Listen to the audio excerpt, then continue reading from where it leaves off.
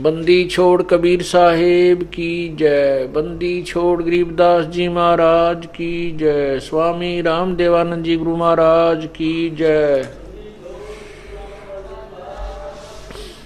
सर्व संतों की जय। सर्व भक्तों की जय। धर्मी पुरुषों की जय। श्री काशी धाम की जय। श्री छुडानी धाम की जय। श्री करौथा धाम की जय। श्री बरवाला धाम की जय। सत साहिब ग्रीब नमो नमो सतपुरुष को नमस्कार गुरु की नहीं। सुर नर मुनि जन साधुआ संतों सर्वसदी नहीं। सतगुरु साहेब संत सब है दंडोतम प्रणाम। आगे पीछे मध्य हुए तिनको जा कुर्बान। नर आकार निर्विषम काल जाल वै भंजनम। निर्लेपम निज नीरगुणम अकल अनुबेसुंधुनम। सोहम सुरति समाप्तम सकल समाना नीरतल। उज्ज्वल हिरंबर हरदमम बेपरवा ऐथा है वार पार नहीं मध्यतम। ग्रीव जो सुमर सिद्ध होई गणनायक गलता ना करो अनुग्रह सोई। पारस पद परवाना आदि गणेश मनाऊं गणनायक देवन देवा। चरण कमल लौलाऊं आद अंत करूं सेवा। परम शक्ति संगीतम रिद्धि सिद्धि दाता सोई। अवगत गुण अतीतम सत्पुरुष निर्मोही। जगदम्बा जगदीशम मंगल रूप मुरारी। तन मन अर्पों शीसम भक्ति मुक्ति भंडारी। सुर नर मुनि जन जावे ब्रह्मा विष्णु महेशा। शेष शेष मुख गावे पूजय आदि गणेशा। इंद्र कुबेर सरीखा वरुण धर्म राय ध्यावे। समर्थ जीवन जी का मन इच्छा फल पावे। 33 कोटि अदारा न्यावे से 88। उतरे भव जल पारा कटह यम की फांसी। 33 कोटि अदारा न्यावे से 88। उतरे भव जल पारा कटह यम की फांसी। सत साहिब सत साहिब कर जोरूं विनती करूं धरूं चरण पर शीस। गुरु राम देवानंद जी महाराज ने दियो नाम बख्शीस। कोटि कोटि सिजदा करूं कोटि कोटि प्रणाम। चरण कमल में राखियो मैं बंदी जाम गुलाम। इब कै सतगुरु मिले सब दुख आँखों रोए।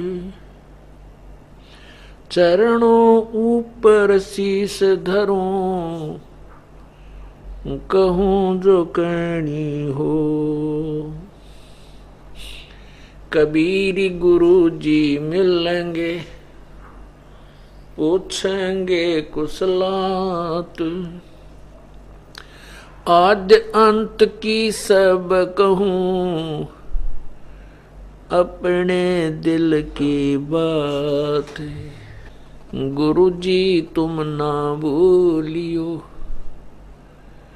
चाहे लाख लोग मिल जाएं। हमसे तुमको बहुत है तुमसे हमको नहीं। तुम्हारे विसारे क्या बने किसकी शरण में जाऊं।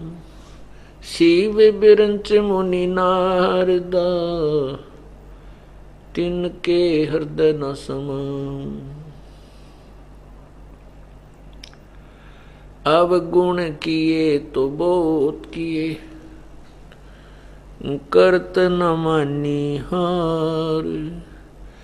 बावे बंदा बख्श दियो, बावे गर्दन उतारे। अब गुण मेरे बाप जी, बख्शो गरीब निवाज। जो मैं पूत कपूत हूँ, बहु पिता को लाज। मैं अपराधी जन्म का, नक्सक बरे विकार। तुम दाता दुख भंजना, मेरी करो सुमार। कुत्ता तेरे दरबार का, मोतिया मेरा नाम।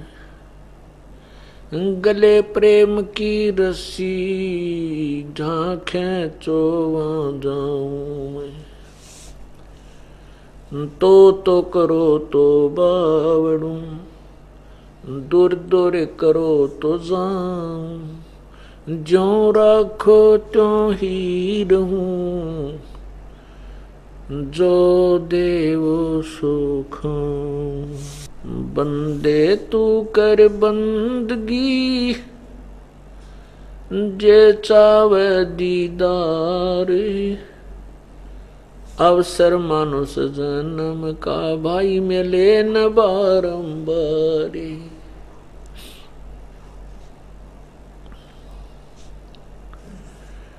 मानुष जन्म पाके, जो नहीं रटे हरि नाम। जैसे कुआ जल बिना, फिर बनवाया क्या काम।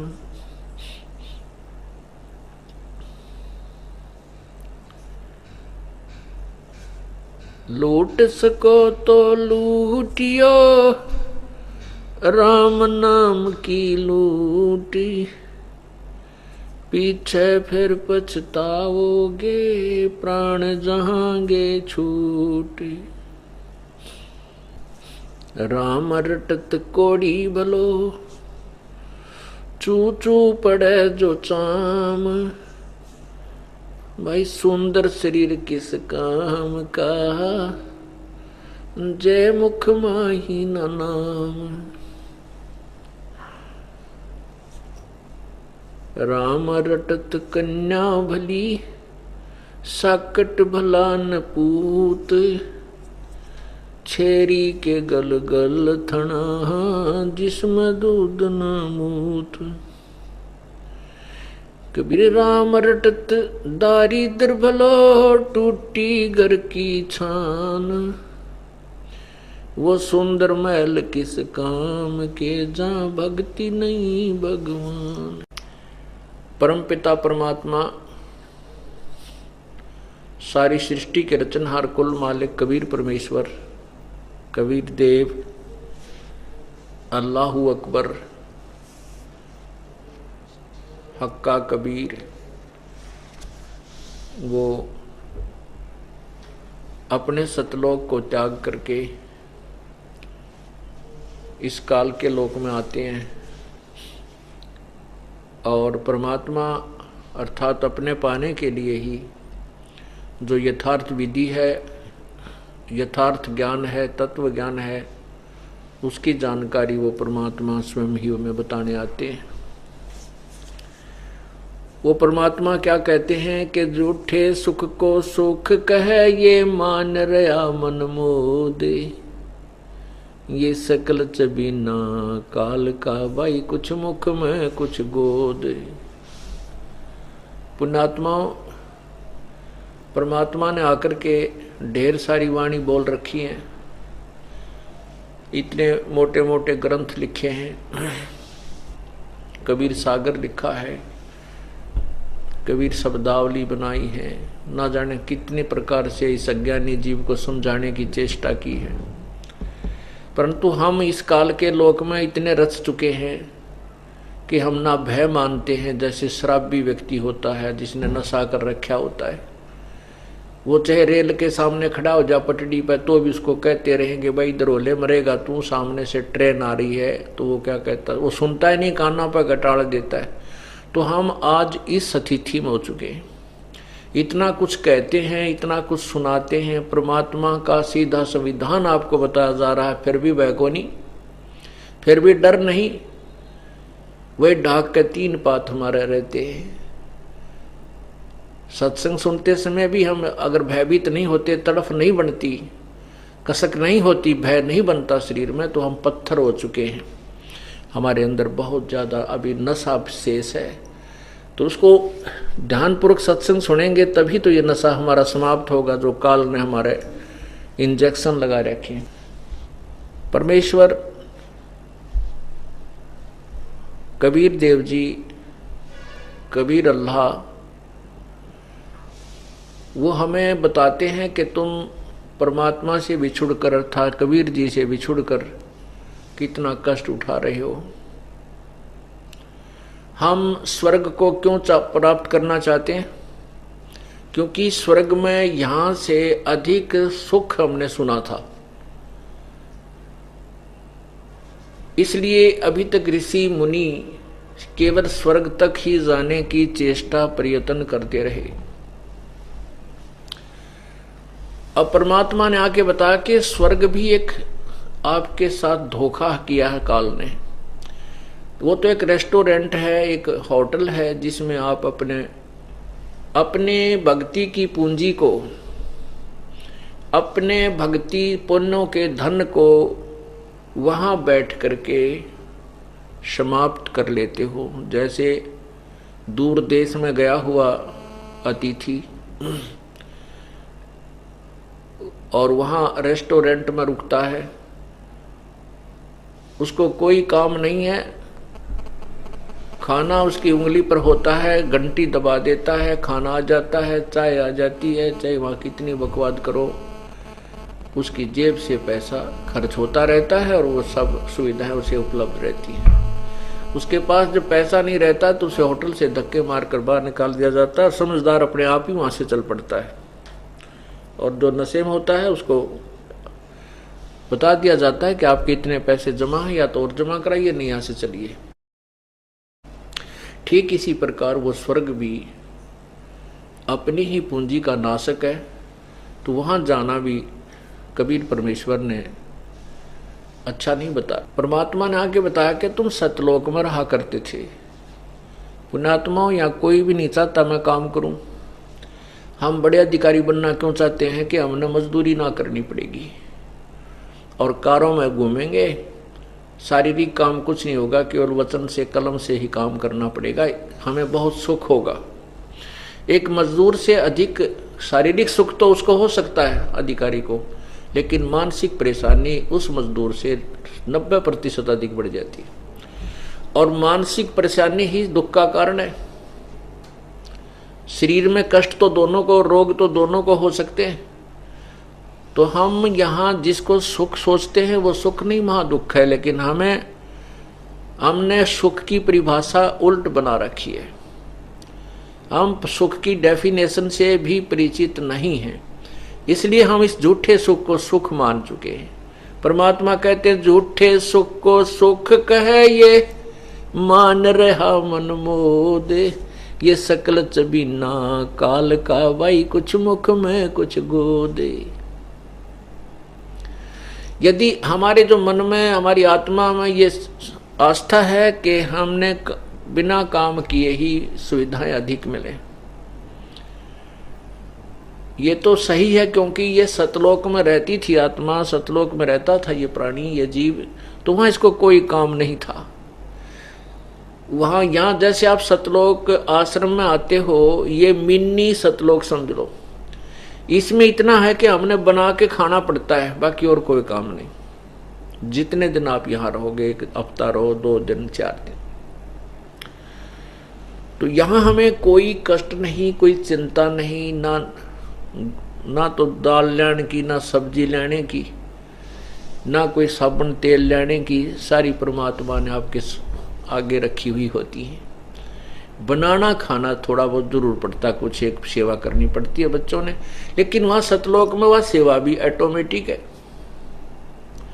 जैसे परमात्मा ने काशी में भंडारा दिया था, वहां कोई पकाने वाला, कोई चूल्हा नहीं जला रखा था। 18 लाख आदमियों के जाए चूल्हे, वो क्या ना भोजनालय बनाने लगा, तो आदि काशी में तो भोजनालय बने, तो वो बना बनाया भगवान सतलोक से लेकर आए थे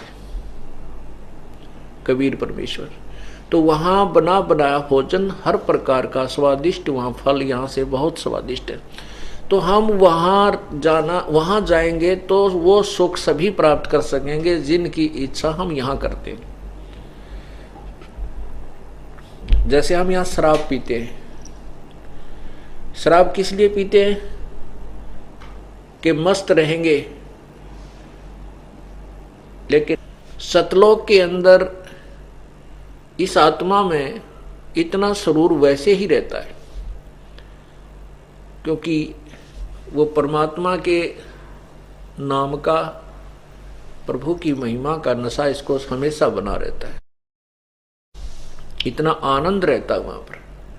तो हम उस सुख को छोड़ आए, इसलिए यहाँ कष्ट उठा रहे हैं। परमात्मा में फिर बताना चाहते हैं कि तुम उसी सुख को प्राप्त करो, यहाँ कोई सुख नहीं है। आपको कितना ज्ञान सुनाया जाता है, कितने प्रमाण दिए जाते हैं, और कैसे कैसे महापुरुष जिनको हम भगवान मानकर पूजा करते हैं कुछ वर्ग, और उनकी क्या दुर्गति हुई। जैसा कि आपने भगवान महावीर के जीवन को आंखों देखा पढ़ा, वो एक नहीं, केवल महावीर जी नहीं, प्रत्येक प्राणी जो इस काल के जाल में फंसा हुआ है, वो लाखों करोड़ों बार पशु योनियों को प्राप्त हो चुका है, और आगे भी ये कष्ट तैयार रखे हैं यदि हम परमात्मा की भक्ति विधिवत नहीं करेंगे। कोई भी काम है, जैसे बच्चे स्कूल जाते हैं और वो पढ़ते हैं, उसमें दो मुख्य बातें होती हैं। एक तो बुद्धिमता कि हम पढ़ लिख करके अच्छे अधिकारी बनेंगे, मजदूरी से पीछा छूटेगा, 2 पैसे अच्छे मिलेंगे।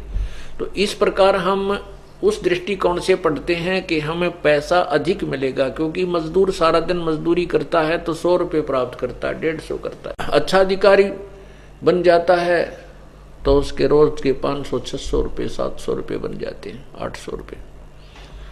तो इस प्रकार इस उद्देश्य से, इस लालच से हम बच्चे जो है शिक्षा ग्रहण करते हैं। और दूसरी चिंता बनती है कहीं तू फेल ना हो जा, तो वो चिंता, वो भय उस बच्चे को शिक्षा ग्रहण करने के लिए विवश करता है, और साथ में वो ज्ञान के बाद वो रुचि कि मैं बड़ा अधिकारी बनूंगा या कोई व्यापार अच्छा कर लूंगा। तो इसी प्रकार से आपको इस सत्संग के अंदर ये ज्ञान दिया जाता है कि जो भक्ति नहीं करते उनके साथ क्या बनेगा, और जो भक्ति करके अपना जीवन सफल कर जाएंगे उनको क्या लाभ होगा।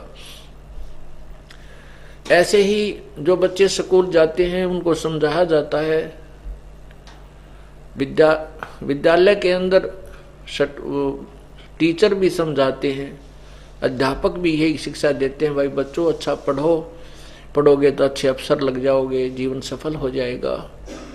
और घर में माता पिता या कुल के व्यक्ति बुद्धिमान जो होते हैं वो कहते हैं, वो भी यही कहते हैं कि बेटा पढ़ाई करो, अच्छे अंक से पास होना, अच्छे अंक प्राप्त करना, अच्छी शिक्षा ग्रहण करके तुम बड़े अधिकारी बन जाओगे, अफसर बन जाओगे, टीचर कोई कर्मचारी बन जाओगे, तुम्हारा जीवन ठीक निर्वाह हो जाएगा। तो उस कारण से जो बच्चे उनकी बातों पर अमल कर जाते हैं वो अपना जीवन सफल कर जाते हैं, पढ़ाई कर जाते हैं, तो उनका वो सुख, उनको वो लाभ प्राप्त होता है जो पहले बताया जाता है। और जो काना पे टाल जाते हैं और फिर वही मस्ती, स्कूल से भाग करके गधों पर बारी लेते रहते हैं, गधों पर बैठ कर सवारी करते रहते हैं, कोई कहीं घूम रहा है, कोई लुकमा छुकमा बीड़ी पी रहा। तो उस समय तो उन बच्चों को ऐसा महसूस नहीं होता है कि तुम दुखी होगे, परंतु जब वो बड़े होते हैं, उनके जीवन का, गृहस्थ जीवन का जो सफर प्रारंभ होता है, तब वो रोते हैं, तब याद करते हैं परमात्मा यह क्या बना मेरे साथ। उसी का साथी सहपाठी तो एक बड़ा अधिकारी बनकर जीप में और कार में जा रहा है, और वो कहीं मजदूरी कर रहा है किसी नहर या सड़क के ऊपर।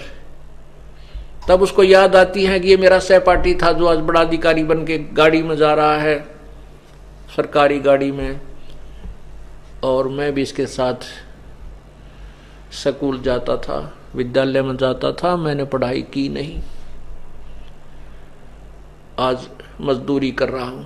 उसके बच्चे वहीं पर लेटे हुए हैं, किसी के पैर में जूती नहीं, किसी के तन पे कपड़ा नहीं, किसी के फोड़े निकले पड़े हैं, किसी को कुछ हो रहा है।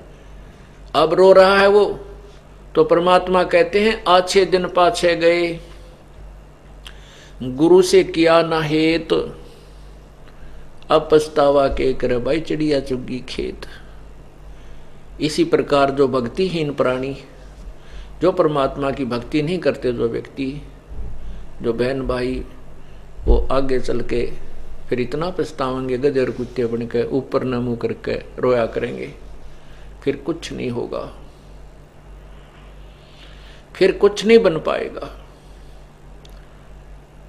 पुण्यात्माओं, हम अपने एक पेट भरने के लिए कितना प्रयत्न करते हैं।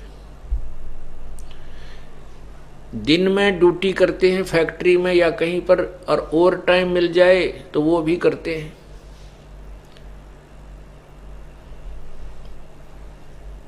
और परमात्मा के लिए, भगवान की भक्ति के लिए, आत्म कल्याण के लिए हम थोड़ा सा समय भी नहीं निकाल पाते। इसका कारण क्या है कि जैसे हम ओवर टाइम करते हैं, अपनी ड्यूटी भी करते हैं, साथ में और भी एक्स्ट्रा मेहनत करते हैं, परिश्रम करते हैं उससे, क्योंकि हम परिचित हैं कि ये धन मुझे एक्स्ट्रा और मिलेगा तो मेरा अच्छा काम चलेगा और बढ़िया एक मकान ठीक बना लूँगा, सुविधाएं प्राप्त कर लूँगा। उसको उस धन का पता है कि ये धन एक्स्ट्रा आएगा। और जब हम भगवान के इस भक्ति रूपी धन से परिचित हो जाएंगे तो फिर हम इसमें भी इतनी ही लगन से लग जाएंगे।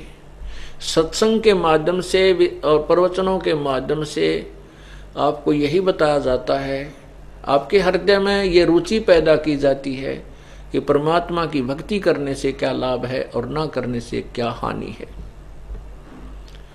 तो वो ज्ञान सत्संग से ही होता है। और सत्संग में हम आ नहीं पाते क्योंकि कुछ तो काल करड़ा हो जाता है जो भगवान की तरफ ये प्राणी चलता है, और कुछ हम अज्ञानता के कारण, आलस के कारण परमात्मा से दूर रह जाते हैं।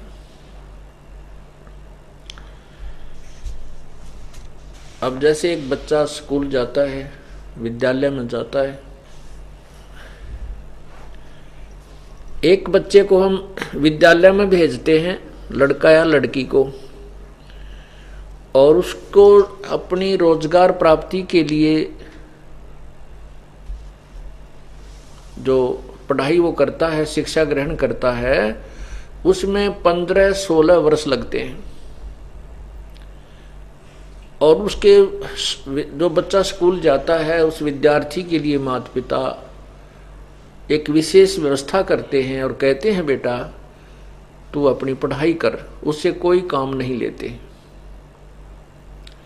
तब जाकर के वो बच्चा 15-16 वर्ष के उपरांत दो रोटी के लिए ही व्यवस्था कर पाता है, उसको रोजगार प्राप्त होता है।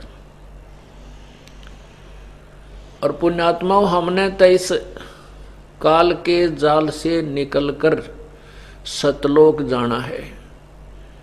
उसके लिए हमने कितना प्रयत्न करना चाहिए, कितना समय लगाना चाहिए, कितना समय देना चाहिए, कितना पैसा लगाना चाहिए। जैसे माता पिता बच्चे की पढ़ाई में पैसा भी लगाते हैं, उससे कोई कार्य भी नहीं लेते ताकि ये बच्चा मेरा सुखी हो, पढ़ लिख कर अपना शिक्षा ग्रहण कर जाओ। उद्देश्य यही होता है।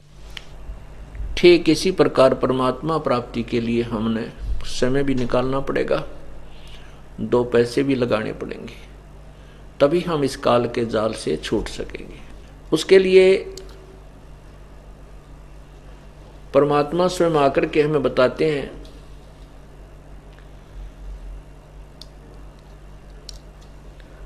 मन तू सुख के सागर बस रे, भाई और न ऐसा जस रे। मन तू सुख के सागर बस रे, भाई और न ऐसा जस रे। मन तू चल रे सुख के सागर, जहां शब्द सिंदूरत नागर। अब कितनी मार्मिक वाणी है परमात्मा की। अगर इंसान जरा सा भी सचेत है और परमात्मा चाहता है, ये जो वाणी परमात्मा की एक ही सफिशिएंट है, उसको पर्याप्त है। इस आत्मा को झंझोड़ कर रख देती है ये, और मन को सेट करने के लिए इतना ही ज्ञान काफी है। क्या बता रहे हैं कि मन तू चल रे सुख के सागर, जहां शब्द सिंधु रत्नागर।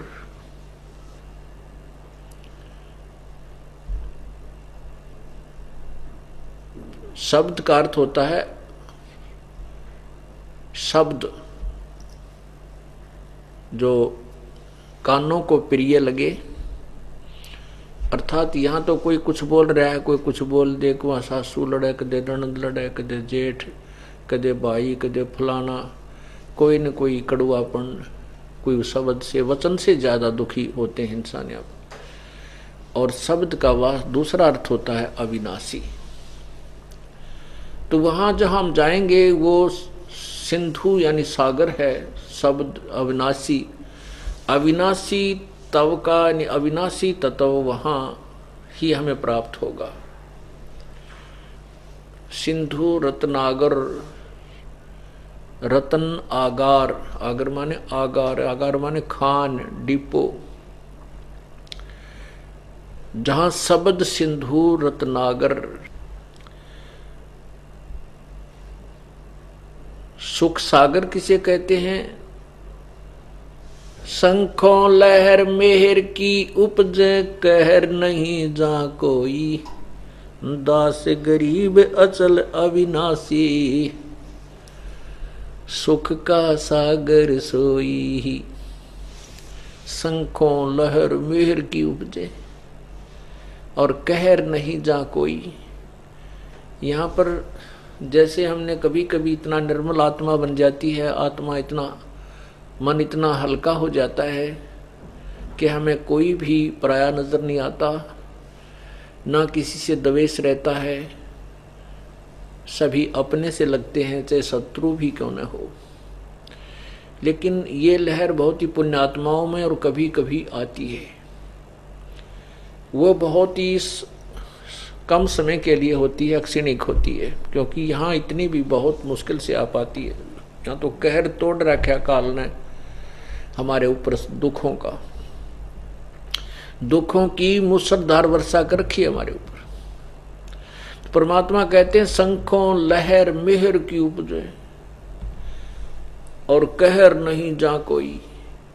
जो मेहर की लहर यहाँ अक्षणिक थी, फिर उसके जाने के बाद फिर वही कहर की लहर, राग द्वेष, अंदरी खिचड़ खाना बहुत ज्यादा, उसको ऐसे कर दूंगा, उसको ऐसे कर दूंगा, उसने ऐसे नहीं किया, उसने ऐसे नहीं किया, ये नुकसान हो गया। किसी ने किसी चीज की चिंता है, किसी ने देने की चिंता है, किसी से ले रखी है संपत्ति, कोई धन ले रखा है, किसी ने देने की चिंता है, तो किसी ने लेने की है कि वो दे नहीं रहा। तो इस प्रकार के कहर की शंखों लहर टूट जाती है। और सतलोक के अंदर वो जो मेहर की लहर आई थी, ऐसी शंखों बेगिनती की असंख्य तो उस समय जो आनंद आता है आत्मा को, कोई राग नहीं, कोई द्वेष नहीं, कितना सुख होता है। तो ऐसा सुख सतलोक में सदा ही बना रहता है। उसके लिए परमात्मा कहते हैं, शंखों लहर मेहर की उपजे, कहर नहीं जा कोई, और दास गरीब अचल अविनाशी। अचल ध्रुव अर्थात कभी डगमग न होने वाला, सुख का सागर सोई, वो सुख सागर है। उसके लिए बता परमात्मा कहते, मन तू चल रहे उस सुख के सागर, जहां शब्द सिंधु रत्नागर, कोटि जन्म तन भर मत होगे, कुछ ना हाथ लगा रे। अब ये ऐसा शब्द है, जब मैं आपको सुनाता हूं तो मेरा कलेजा भी बाहर को आने लग जाता है। लोगों को पता नहीं कितना असर होता है, क्योंकि जिसका जितना भी बुखार उतर जाएगा, जिसका भी जितना जबर कम होता चला जाएगा, उतना ही ये ज्ञान आत्मा में दृढ़ता के साथ समाएगा और विशेष कसक बनेगी, कुछ डर सा बनेगा। और जिनके अंदर इसका डर नहीं बनता, ये बात जो परमात्मा का विधान, परमात्मा के बताए वचन आपको सुनाए जाते हैं, इनका भी असर नहीं होता, वो तो पत्थर हो चुके हैं।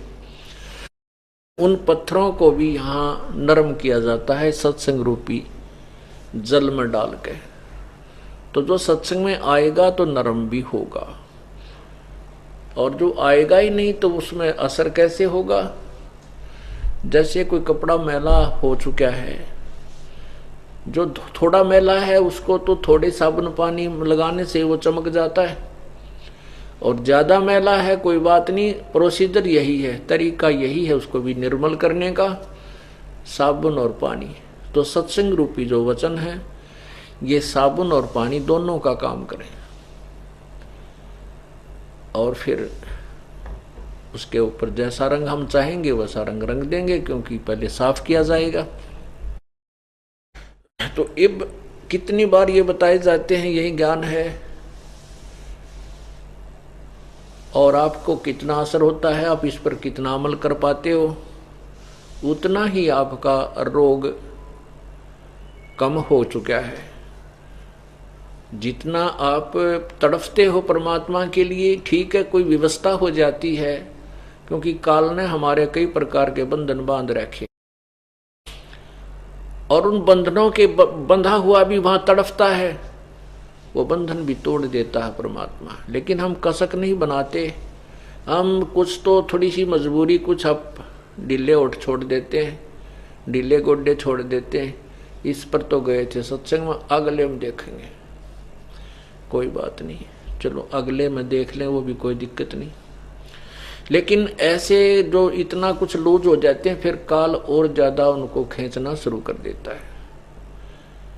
विशेष मजबूरी हो तो दूसरी बात है, लेकिन मजबूरी में भी आत्मा सत्संग में पड़ी रहनी चाहिए, और फिर देखना रंग परमात्मा के, क्योंकि भगवान आत्मा का साथी है, मन का नहीं है। मन काल का एजेंट है, आत्मा परमात्मा की अंश है। तो अपने के लिए आदमी कोई भी है अपने की तरफ ही खींचता है, तो मन बकवाद करता है, मन ही इस आत्मा को भलो कर यहाँ पर भ्रमित करके रखे हुए है, उलझाए बैठा है। आगे भी फिर ये टांग अड़ाता है, सत्संग में फिर देखेंगे, अभी तो देखेंगे, ऐसा है वैसा है। ऐसे अग्रम अग्रम नहीं चलती भक्ति के लिए। जब हम तड़फते हैं परमात्मा पाने के लिए, ऋषियों ने तो घर त्याग दिया, राज तोड़ छोड़ दिया उन राजाओं ने, और परमात्मा का मार्ग तो कुछ भी छोड़ने का कोई ना राज छोड़ने का, केवल कुछ समय काम छोड़ने का। कुछ समय जिस काम को हम करते करते थक लेते हैं और फिर भी पूरा ना होता, और फिर भी कोई ना कोई हानि होती ही रहती है, फिर हम भगवान की तरफ चलते हैं, हम परमात्मा की तलाश करते हैं कि हमें बरकत दे, हमारे घर में लाभ हो। तो हम पहले ही उस परमात्मा के चरणों में पड़े रहें, उसके साथ अटैच हो जाएं, तो फिर उसकी पावर आप ही आपको लाभ देना शुरू कर देगी। हम फिर अपने में शाने बनते हैं, अपने ही प्रयत्न से हम ज्यादा लाभ कमाने की चेष्टा करते हैं या फिर गलती कर जाते हैं। परमात्मा हमें याद दिलाते हैं कि माँ के पेट में भी आपकी परवरिश परमात्मा ने की थी। वहां ना कोई माँ संभाल सके थी, ना पिता, और ना ही तेरा कोई अपना प्रियतन तुझे खान पान दे सका था। तो वहां किसने किया? परमात्मा ने। कहते हैं बिना उदर बीच पोषण किया, बिन जननी के दूध। माँ के पेट में भी तेरी परवरिश की उस परमात्मा ने बगैर किसी आहार के, यानी माँ का दूध नहीं था वहां। और उस परमात्मा को इतनी चिंता कि जब तुम बाहर आए, माँ के स्तन में दूध इतना दे दिया कि पीवा और जूठा छोड़ रहा है बच्चा। और बच्चा उत्पन्न होने से पहले एक ड्रॉप भी दूध का नहीं होता। हम फिर भूल गए, क्योंकि हमें को बताने वाला नहीं। हमें तो ये शिक्षा, ये ट्रेनिंग मिली है, कर ले काम धंधा कर है। उसने, उसके लड़के ने इतनी कोठी बना ली, उसने कार बढ़िया ले ली, तो हमारे ऐसे इंजेक्शन लगा दिए जाते हैं बचपन से ही। हम केवल माया जोड़ने की तरफ ही पूरे डाइवर्ट हो जाते, और वो माया भी ना जुड़ती। वो माया भी उतनी ही मिलती है जो मस्तिष्क में लिखी होती है। ज्यादा हम इधर उधर से करके प्राप्त करते हैं। वो माया फिर कहीं डॉक्टर के ऑपरेशन में या कोई चोरी कर ले जाएगा या कोई मुकदमा शुरू हो जाएगा, वो जागी सारी की सारी। जो भाग्य में नहीं है वो रहनी नहीं। और हम 2 नंबर का धंधा करके कमाते हैं, उसको वो पाप इकट्ठे करते हैं। वो पाप तो रह जाते हैं, लेकिन वो माया नहीं रहती, क्योंकि वो हमारे पात्र में इससे अधिक नहीं आ सकती। पात्र इतना है, वो ओवरफ्लो हो जाती है। हमारा भाग्य रूपी पात्र जितना बनाया है भगवान उतना ही देगा, उससे ज्यादा आपके पास नहीं रह सकेगी। वो तो पात्र नया मिलेगा फिर आपको। जो परमात्मा के चरणों में आ जाओगे, विधिवत साधना करोगे, तो भगवान आपके मस्तिष्क में लिखी हुई रेखाओं को चेंज करेगा। आपका जो है उस किस्मत को बढ़ाएगा, बदल देगा। तो परमात्मा से ही हमें लाभ होना है। राजा लोग भी जब अपने प्रयत्न से थक जाते हैं, फिर संतों की तलाश करते हैं, किसी प्रकार मेरे राज्य में शांति रहे, अच्छी वर्षा हो, लोग धनाढ़ हों, मुझे भी टैक्स अच्छा मिले। जब राजा भी परमात्मा की आस करता है, तो हम मजदूर क्यों ना कर लें? भाव ये है कहने का कि भगवान ही हमें सब कुछ देने वाला है, और हम उसकी पावर से दूर होकर के स्वयं प्रयत्न करके कितना कार्य कर सकते हैं? नहीं कर सकते। जैसे हम पशुओं का चारा काटा करते हाथ से, ऐसे घुमा घुमा के। पहले तो ऐसे काटते थे हमारे पूर्वज, फिर हमारे समय में हाथ से चला करके एक चक्कर वाली कटिंग मशीन पर हाथ से मैन हैंडलिंग बन गई थी, उससे बहुत सुविधा मिल गई थी। अब उसके बाद फिर इलेक्ट्रिक सिस्टम हो गया, वो मशीन बन गई, यंत्र बन गया। अब बटन दबा दिया बिजली का और cut cut cut cut cut cut आध घंटे में ढेर लगा देती है काट के। तो वो पावर प्राप्त होगी। उस पावर ने, उस शक्ति ने हमें बहुत सुविधा दे दी। जो हम हाथ से करने में बहुत समय लगाते और बहुत ही कठिन प्रयत्न करना पड़ता था, तो उस पावर ने, उस शक्ति ने, अर्थात बिजली ने, वो बहुत ही आसान कर दिया। इसी प्रकार हम जो परमात्मा की पावर प्राप्त कर लेंगे, वो कनेक्शन ले लेंगे प्रभु की पावर से, तो ईश्वरीय शक्ति हमारे सब काम करना प्रारंभ कर देगी। जिसको हम नहीं कर सकते उसको प्रभु की पावर करती है, प्रभु की शक्ति करती है। तो वो विधि, वो पावर, वो कनेक्शन आपको इसी ऑफिस से, इसी कार्यालय से, यानी सतलोक आश्रम करौथा और बरवाला से ही प्राप्त हो सकती है। अन्य के पास कोई विधि नहीं है, उनके पास वो परमात्मा की पावर प्राप्त करने का तरीका नहीं है। सब व्यर्थ कर रहे हैं, बहका रहे हैं, आप लोगों को मूर्ख बना रहे हैं। सब ने कनेक्शन दे रखे हैं, यही कह करके तुम्हें भगवान लाभ देगा, लेकिन किसी को लाभ प्राप्त नहीं हो रहा, सभी दुखी हो रहे हैं। इसलिए अशांति समाज में फैल चुकी है। विकार घर करते जा रहे हैं, लाखों और करोड़ों की संख्या में संतों के शिष्य भी हैं, उपदेशी भी हैं, सभी विकार करते हैं और किसी भी प्रकार की कोई मर्यादा उनके पास नहीं रही। क्योंकि पहले श्रद्धालु जाता है कि मैं भक्ति करूं, मुझे भगवान से राहत मिले, घर में सुख हो, फिर आत्म कल्याण हो। जब उसको कुछ भी प्राप्त नहीं होता है तो फिर वो टेंशन बुलाने के लिए तो शराब पीता है, टेंशन समाप्त करने के लिए तो कोई नशीली वस्तुएं ग्रहण करने शुरू कर देता है, और धनी बनने के लिए चोरी और लूट, बेईमाना, रिश्वत लेना शुरू करता है। दोनों ही तरीके व्यर्थ हैं। ना तो उस तरीके से धनी हो सकता है और ना ही नशा करने से टेंशन समाप्त हो सकती है। टेंशन तो तब समाप्त होगी जिस कारण से टेंशन बनी है वो कारण ही निकले। कांटा लगने से पैर में दर्द हो रहा है और कांटा निकले बिना वो दर्द नहीं मिटा, चाहे कितनी दर्द की गोली खा ले, चाहे नशा करके पड़ा रहे। नशा उतरते फिर टेंशन, वो पैर का दर्द फिर तैयार है। तो वो कांटा निकले उसके बाद फिर वो दर्द, वो पीड़ा समाप्त हो। तो परमानेंट इलाज ये है। तो परमात्मा आपके उस टेंशन रूपी कांटे को निकालेगा जिस कारण से आपको टेंशन है, जो आपका जो कार्य अड़ा हुआ है किसी कारण से, तो भगवान परमात्मा कबीर बंदी छोड़ आपके पैर से वो कांटा निकालेगा। अर्थात आपकी उस किस्मत से उस कांटे को निकालेगा जो आपको दुखदाई है, फिर आप सुखी होगे। और जो पैसा आपके डॉक्टरों पर लगना था, ऑपरेशनों में लगना था, या कोई और हानि होती थी, वो समाप्त हो जाए, बंद हो जाएगी।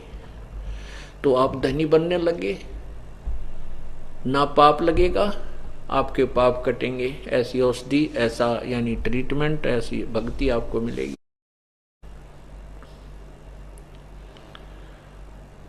इसलिए भक्ति मार्ग ना मिलने से हम दुखी होते हैं। याद दिलाया जाता है कि तुम कोट जन्म तन भर मत होगे और कुछ ना हाथ लगे रे। आपने देखा होगा, बहुत इतिहास से पूरा पिछले जो हम देख देख कर हैरान रह जाते हैं। एक बार गुजरात के अंदर भूकंप आया था और उस भूकंप में लाखों व्यक्ति मर गए थे। और उन भवनों के अंदर जो 3-3, 4-4 मंजिल की बना रखे थे उन्होंने, मनमाने 3 पीढ़ी लगी उनको बनाते बनाते धन इकट्ठा करके, और उन्हीं मकानों के नीचे दबकर 6 परिवार, पूरे परिवार के परिवार नष्ट हो गए। तो पुण्यात्माओं, यदि हम पूर्ण परमात्मा की शरण में रहें तो इस प्रकार की आपदाएं उस क्षेत्र में नहीं आएंगी। किस क्षेत्र में? जिसमें सभी पुण्य हो जाएंगे, सभी पुण्यकर्मी प्राणी हो जाएंगे। आप देख लो, जहां भी देखे हैं वहीं पर होटलों के ऊपर पूरे काटड़े के काटड़े टांग रखे होते हैं, बकरे के बकरे काट के टांग रखे होते हैं, कि तो मछली, कि तो मुर्गे हैं। इतना जुल्म हो रहा है भगवान। और पुण्य करने का, जो पुण्यकर्मी प्राणी हैं, जो पुण्य करना चाहते हैं, उनको पुण्य का मार्ग नहीं। कहते हैं गुरु बिन माला फेरते, गुरु बिन देते दान, गुरु बिन दोनों निष्फल हैं, चाहे पूछो वेद पुराण। और फिर गुरु भी पूरा चाहिए। पूरे संत के द्वारा कुपात्र को दिया हुआ दान फल नहीं। अब एक समस्या नहीं इस प्राणी के सामने, काल ने इतना अंधेरा कर दिया कि ये टक्कर मारता फिर रहा है। दान करना चाहता है, भंडारे करता है बेचारा, बहुत ऐसे ऐसे सदा व्रत चला रखे हैं, कई ऐसे पुण्यात्माएं हैं, लेकिन वो शास्त्र विधि त्याग के मनमाना आचरण होने से वो व्यर्थ है। क्योंकि इसकी गवाही, इसका साक्षी गीता जी अध्याय नंबर 16 का श्लोक 23 है कि शास्त्र विधि को त्याग कर जो मनमाना आचरण यानी पूजा करते हैं उनको कोई लाभ नहीं होता।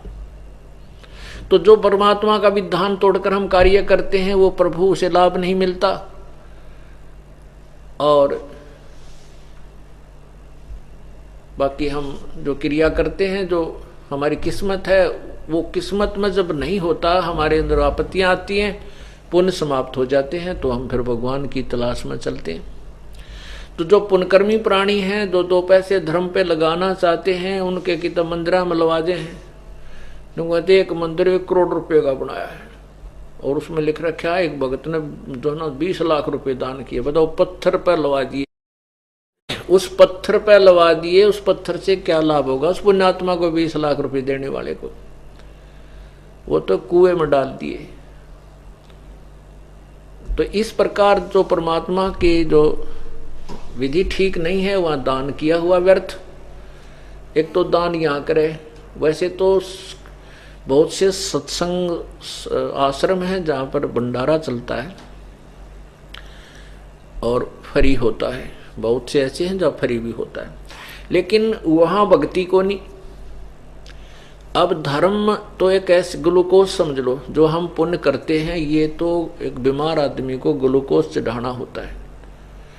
अब जैसे जिस डॉक्टर के पास उस रोग को नष्ट करने की औषधि नहीं है और वो जाते ग्लूकोज तो लगा ही देते हैं, सभी लगा देते हैं ग्लूकोज तो एक शरीर को मेंटेन रख सकता है। यदि रोग नहीं कटा तो वो ग्लूकोज भी व्यर्थ है, नहीं काम करेगा। तो उस जिस डॉक्टर पूर्ण सर्जन वही होता है, पूर्ण सही डॉक्टर वैद्य वही होता है जो ग्लूकोज भी चढ़ावे और साथ में उस रोग के समाप्त करने की, नष्ट करने की औषधि भी उसके पास हो। तो वो तरीका पूरा ना मिलने से तो डॉक्टर की बहुत बोर्ड लगा करके बैठे हैं, वहां उस रोगी को राहत नहीं मिल सकती। इसी प्रकार जो नकली संत हैं, अज्ञानी संत हैं, ऋषि हैं, वो इस जीव के शत्रु बन बैठे, क्योंकि ये वहां तक नहीं जाने देते जहां इसका पूरा ट्रीटमेंट होने का स्थान होता। उससे पहले ही कहीं बोर्ड लगा दिखा तो रोगी वहीं पहुंच जाता है। अब रोगी का क्या दोष बेचारे का? तो यदि ये नकली संत ऋषि ना होते तो सीधे ही परमात्मा जब आए थे 600 वर्ष पहले, आज यह भक्ति पूरे विश्व में होती और सभी सुखी होते। परमात्मा की तलाश हम सुख के लिए करते हैं। जब हम सच्चे दिल से भगवान की भक्ति करेंगे निष्कपट भाव से और मर्यादा में रहते हुए, तो घर में कोई आपत्ति आपकर नहीं आ सकती। ना शरीर में कष्ट होगा, होगा तो हल्का होगा। जैसे कहते हैं सूली की सजा कांटे में टल जा, मृत्यु दंड हो छोटी मोटी टांग टूट कर बच जा। ऐसे तो हो सकते हैं, अन्यथा कुछ भी नहीं होने देगा। इसलिए परमात्मा की हम शरण ग्रहण करते हैं, परमात्मा की ओट लेते हैं।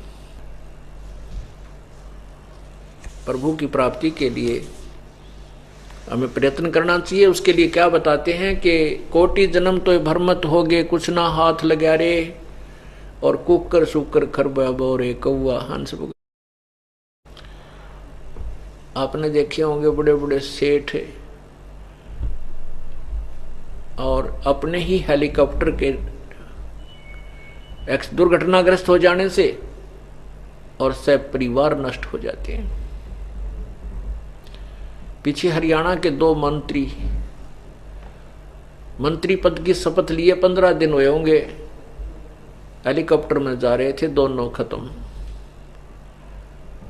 अब ठीक है, पूर्व जन्म की जो पुण्य कमाई थी, पुण्य रूपी धन था, उसके कारण तो वो अच्छे घर में जन्म हुआ, माया उनको खूब मिली, मंत्री यानी राजा भी बने, और फिर खाली हाथ चले गए, अचानक चले गए। अभी तो बड़ी आशाएं थी उनकी, अब मंत्री बना हूं, ऐसे करूंगा वैसे करूंगा, ये सभी की होती है।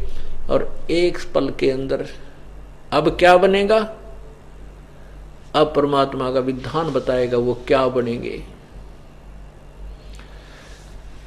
परमात्मा कबीर परमेश्वर जी कहते हैं, कबीर हरि की भक्ति बिना यो राजा रसब हो। ओए होए, कबीर हरि के नाम बिना ये राजा रसब हो। मिट्टी लदे कुमार के फिर न्यार ननी रे कोई। वो राजा जो सत भक्ति नहीं करता वो गधा बने और फिर मिट्टी लदेगी कुमार के। घास भी बाहर चर के आना पड़ेगा उसको, वहां पर तो चारा भी नहीं मिलता। पुण्यात्मा, परमात्मा का विधान है, प्रभु की वाणी है, वो व्यर्थ नहीं हो सकता। हमने इसके ऊपर बहुत ज्यादा जोर देना पड़ेगा, क्योंकि मालिक का विधान है। जैसे पहले जंगली लोग होते थे, वो विधान को कम मानते थे, गलती करते थे, उनको सजाएं दी जाती थी। फिर धीरे धीरे शिक्षित समाज हुआ तो अब अपराध एकदम कम बने, और आम जन साधारण बहुत डरता है भी कहीं गलती ना हो जाए। ठीक इसी प्रकार जब हम इस परमात्मा के विधान से परिचित हो जाएंगे, ना हम चोरी करेंगे, ना ठगी करेंगे, ना डाके डालेंगे, ना रिश्वत लेंगे, और ना ही अन्य कोई 2 नंबर का काम करेंगे। जब तक हम परिचित नहीं हैं तो हम 100 गलतियां कर जाते हैं। तो ज्ञान सुनने से, सत्संग सुनने से, परमात्मा का विधान पढ़ने से, प्रभु की वाणी पढ़ने से हम सचेत होंगे और फिर बुराइयों से बचेंगे और परमात्मा पाएंगे।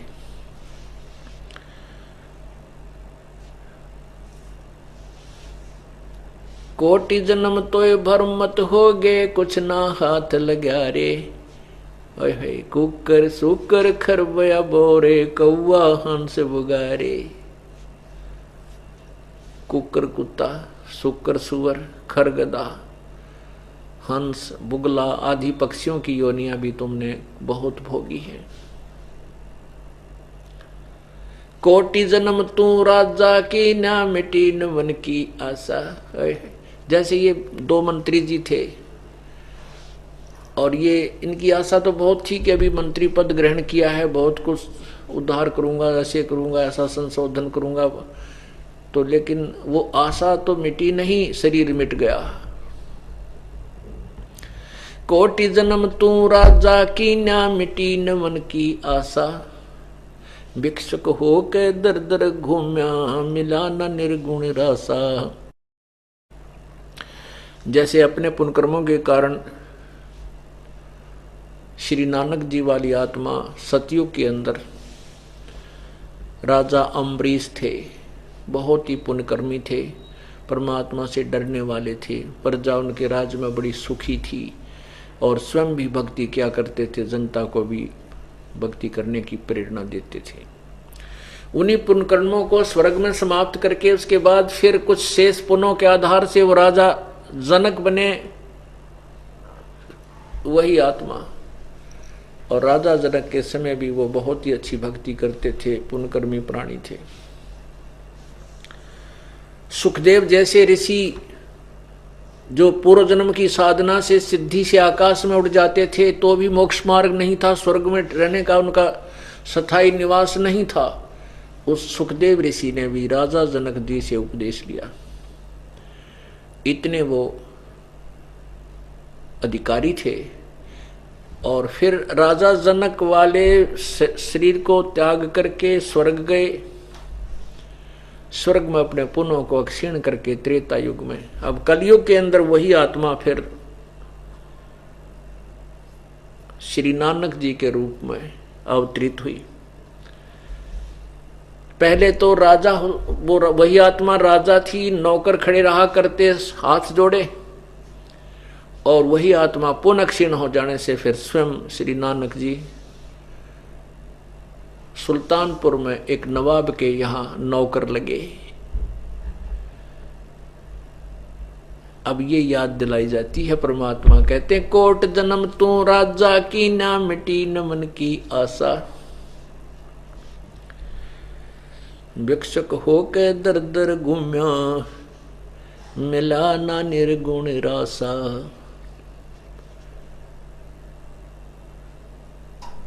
आप ऐसे भी साधक रहे हैं कि एक समय घर को त्याग गए और जंगल में जा बैठे। एक बार जाकर नगरी से भिक्षा मांग लाए, जैसी भी रोटियां प्राप्त हुई उन रोटियों को सुखा लिया। एक बार ला करके या तो एक ही बार आहार किया, नहीं 2-3 दिन तक उस सूखे रोटियों को ही सुखाकर भिगोकर पानी में खाते रहते हैं। कई महात्मा ऐसे होते हैं, संत जन, जो परमात्मा की तड़फ में घर छोड़ जाते हैं। अब देखो, भगवान की आत्मा को परमात्मा की प्राप्ति की चाह तो जब उसी समय लगी थी जब से इसको पता लगा तू गलत स्थान पर आ गई है। लेकिन काल भगवान ने इसको इतना अज्ञानी बना दिया, इतना अज्ञान भर दिया इसके अंदर कि अपने निज घर का ये स्थान ही भूल गई, वो ज्ञान ही समाप्त कर दिया। उसी को पाने के लिए ऋषिजन साधना करने के लिए जंगलों में जाते हैं, घर त्याग जाते हैं, लेकिन उनको दिशा ठीक ना मिलने से वो काल के ही जाल में पड़े रह जाते हैं और अपने द्वारा कलेक्टेड उस अज्ञान को अपने अनुभव से या किसी उससे जैसे अज्ञानियों से सुने हुए उस ज्ञान को सुन सुनकर और फिर वक्ता बन करके हजारों करोड़ों लाखों व्यक्तियों को फिर गुमराह कर जाते हैं। वो दूना दोषी और बढ़ जाते हैं। काल तो एक विलीन है और इसको ये खलनायक समझो।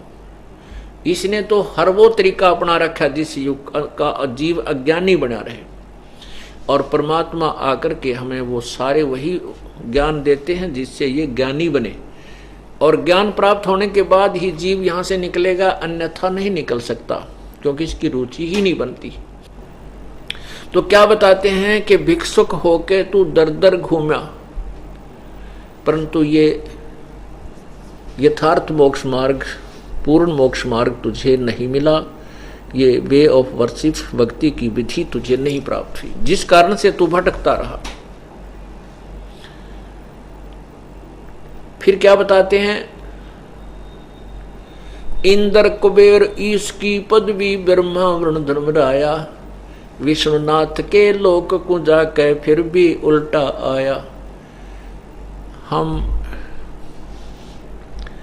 जो हिंदू समाज में उत्पन्न हैं या इससे भी पहले जो कोई धर्म नहीं था, सतयुग त्रेता द्वापर में कोई भी धर्म अलग नहीं था, तो जो भी साधक थे वो एक ही आधार से साधना करते थे, वेदों के आधार से। और उन्होंने वेदों को ठीक से समझा नहीं, उन्होंने स्वर्ग को ही अंतिम स्थान पड़ाव मान लिया और स्वर्ग प्राप्ति के लिए, स्वर्ग महास्वर्ग प्राप्ति के लिए ही उन्होंने बहुत प्रयत्न किए, साधनाएं की, और उस साधना से वो देवता भी बने, स्वर्ग में भी गए। जैसे आपने महावीर जैन जी के इतिहास से सब कुछ शिक्षाएं मिल जाती हैं। नरक में भी गए और देव पदवी भी प्राप्त की, और वैसे भी स्वर्ग में अपने पुण्य समाप्त किए। इंद्र कुबेर ईश की पदवी और ब्रह्मा वरुण धर्मराया, विष्णुनाथ के लोक को जाकर तू फिर भी उल्टाया। तो हम विष्णु जी, इन सभी तीनों भगवानों के, ब्रह्मा विष्णु और शिव जी के उपासना में विष्णु जी का जो स्वर्ग है, जो विष्णु लोक में स्वर्ग है, यानी वो होटल है, वो अन्य भगवानों के जो लोकों से उत्तम है, उसमें ज़्यादा सुविधाएं हैं। इसलिए कहते हैं विष्णु जी के लोक की प्राप्ति के लिए ही ऋषियों ने अधिक प्रयत्न किए, और वहां जाकर के भी फिर ये वापस अपने पुण्यों के क्षीण होने पर तुरंत ही वापस आ जाता है। इंद्र कुबेर ईश की पदवी, ब्रह्मा वरुण धर्मराया, विष्णुनाथ के पुर को जाके फिर भी उल्टा आया। गीता जी अध्याय नंबर 8 के श्लोक 16 में स्पष्ट किया है कि ब्रह्मलोक तक जितने भी लोक हैं सभी पुनर्वर्ती में हैं, अर्थात इसमें गए हुए प्राणी पुनः आते हैं। ये बार बार जन्म मृत्यु के अंदर आते हैं। पुनरावर्ती, पुनर्वर्ती माने पुनः आवर्ती, यानी आवर्ती माने बार बार चक्कर लगाना। तो पुनर्वर्ती के अंदर है, ये जन्म मृत्यु में है, ये प्राणी हैं, ये स्थायी स्थान नहीं है। उसके लिए कहते हैं कि जब ब्रह्मलोक तक भी, ब्रह्मलोक तो जो ओम नाम के उपासक वो जाते हैं ब्रह्मलोक में, तो इन ऋषियों ने अपना सिद्धांत यही बता दिया भगवान का अपने अज्ञान अनुभव से कि जन्म मृत्यु तो सदा बनी रहेगी, और महास्वर्ग में गया हुआ प्राणी एक कल्प तक रहता है। एक कल्प कितना होता है? ब्रह्मा जी का एक दिन। ब्रह्मा जी का एक दिन कितना होता है? एक चतुर्युग, 1008 चतुर्युग। वैसे उसको 1000 चतुर्युग मानते हैं। 1000 चतुर्युग ब्रह्मा जी का एक दिन है, इसी को एक कल्प मानते हैं। और ब्रह्मा जी की आयु को एक महाकल्प मानते हैं। एक चतुर्युग में 43,20,000 वर्ष होते हैं, अर्थात 4 युग, सतयुग, त्रेता, द्वापर और कलयुग। ऐसे ऐसे 1000 चतुर्युग का ब्रह्मा जी का एक दिन, इतनी ही रात्रि, और फिर 30 दिन रात का एक महीना, 12 महीने का एक वर्ष, और 100 वर्ष की ब्रह्मा जी की आयु।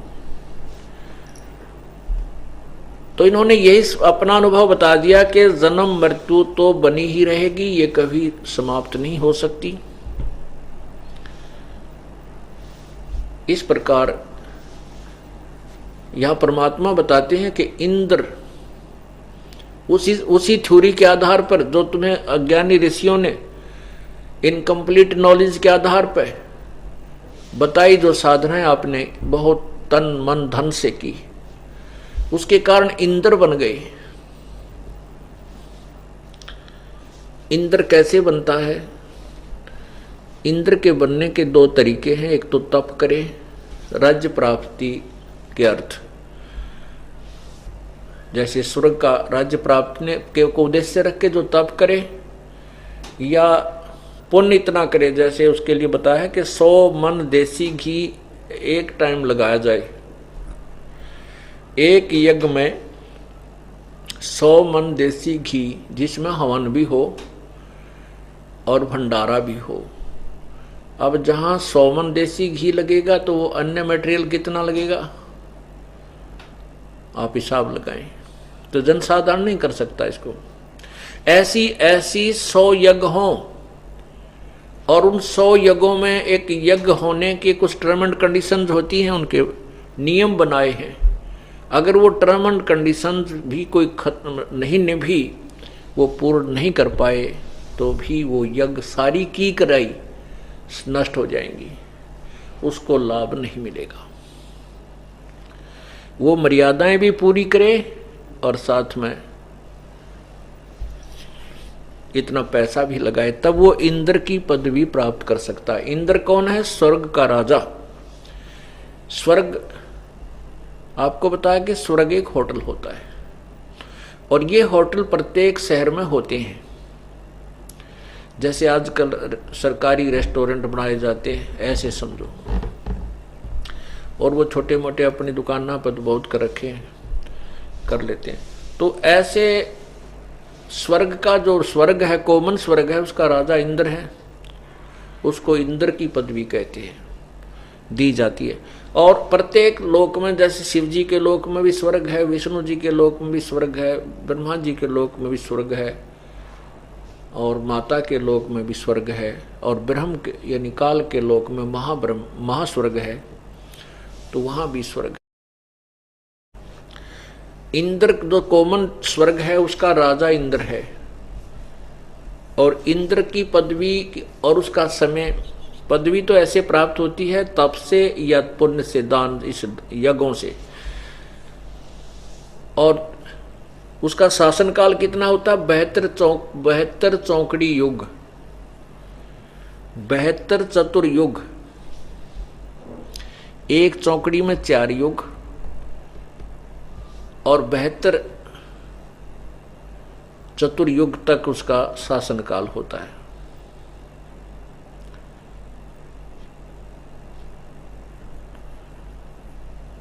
तो इस प्रकार उसके बाद वो इंद्र जो है अपनी पदवी त्याग करके फिर कहाँ जाता है?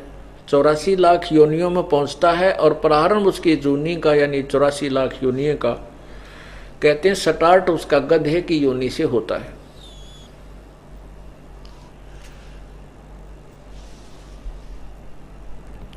अब इंद्र को एक चिंता और होती है, जो वर्तमान में गद्दी पर विराजमान है, राजगद्दी पर विराजमान इंद्र है, उसको एक और हिदायत होती है, एक इंस्ट्रक्शन होती है कि यदि तेरे शासन काल में कोई अन्य व्यक्ति इंद्र की गद्दी प्राप्त करने योग्य पुण्य या तप कर लेगा तो तेरा शासन छीनकर उसको दे दिया जाएगा।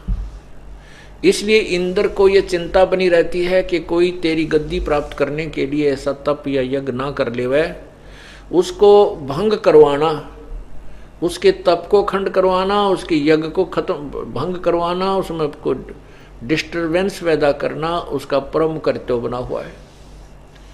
उसके हलकारे फिरते रहते हैं, उसके दूत गुप्त रूप में पृथ्वी पर घूमते रहते हैं, उसको पता लगते ही वो तुरंत उसका काम बिगाड़ देता है। बंगाल की खाड़ी में एक मार्कंडे नाम के ऋषि तपस्या कर रहे थे। किस लिए कर रहे थे? वो महास्वर्ग यानी ब्रह्मलोक में जाने के लिए उद्देश्य से तप कर रहे थे। अब ये तप की बीमारी क्यों लगी? एक तरफ तो हमें ऋषियों को कहते हैं ये बड़े ऋषि विद्वान थे और ये वेदों के ज्ञाता थे। वेदों और गीता में तो कहीं भी तप करने का, हठयोग करने का नहीं कहा, उसमें तो बल्कि हठयोग करने वालों को लताड़ रखा है, मूर्ख लिखा है। तो यह तप करना कहाँ से सीखा इन ऋषियों ने? कहाँ से ढूंढा ये मंत्र?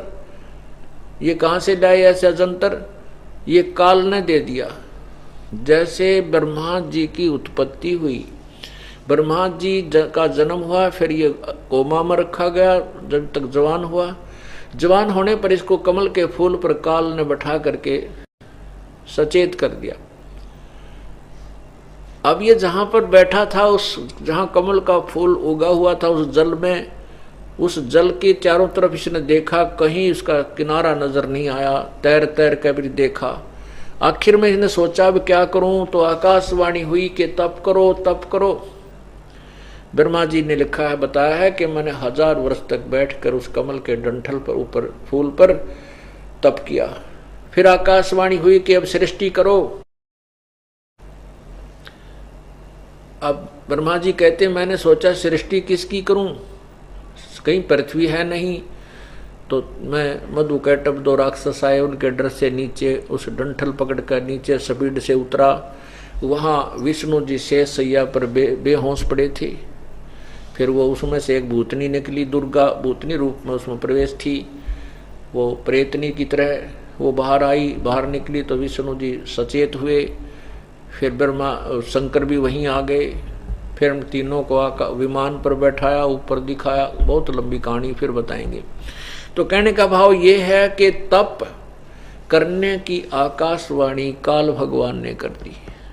जब तक तो ब्रह्मा ने वेदों को देखा भी नहीं था, तो तप करना पहले से ही काल ने मिसगाइड कर दिया।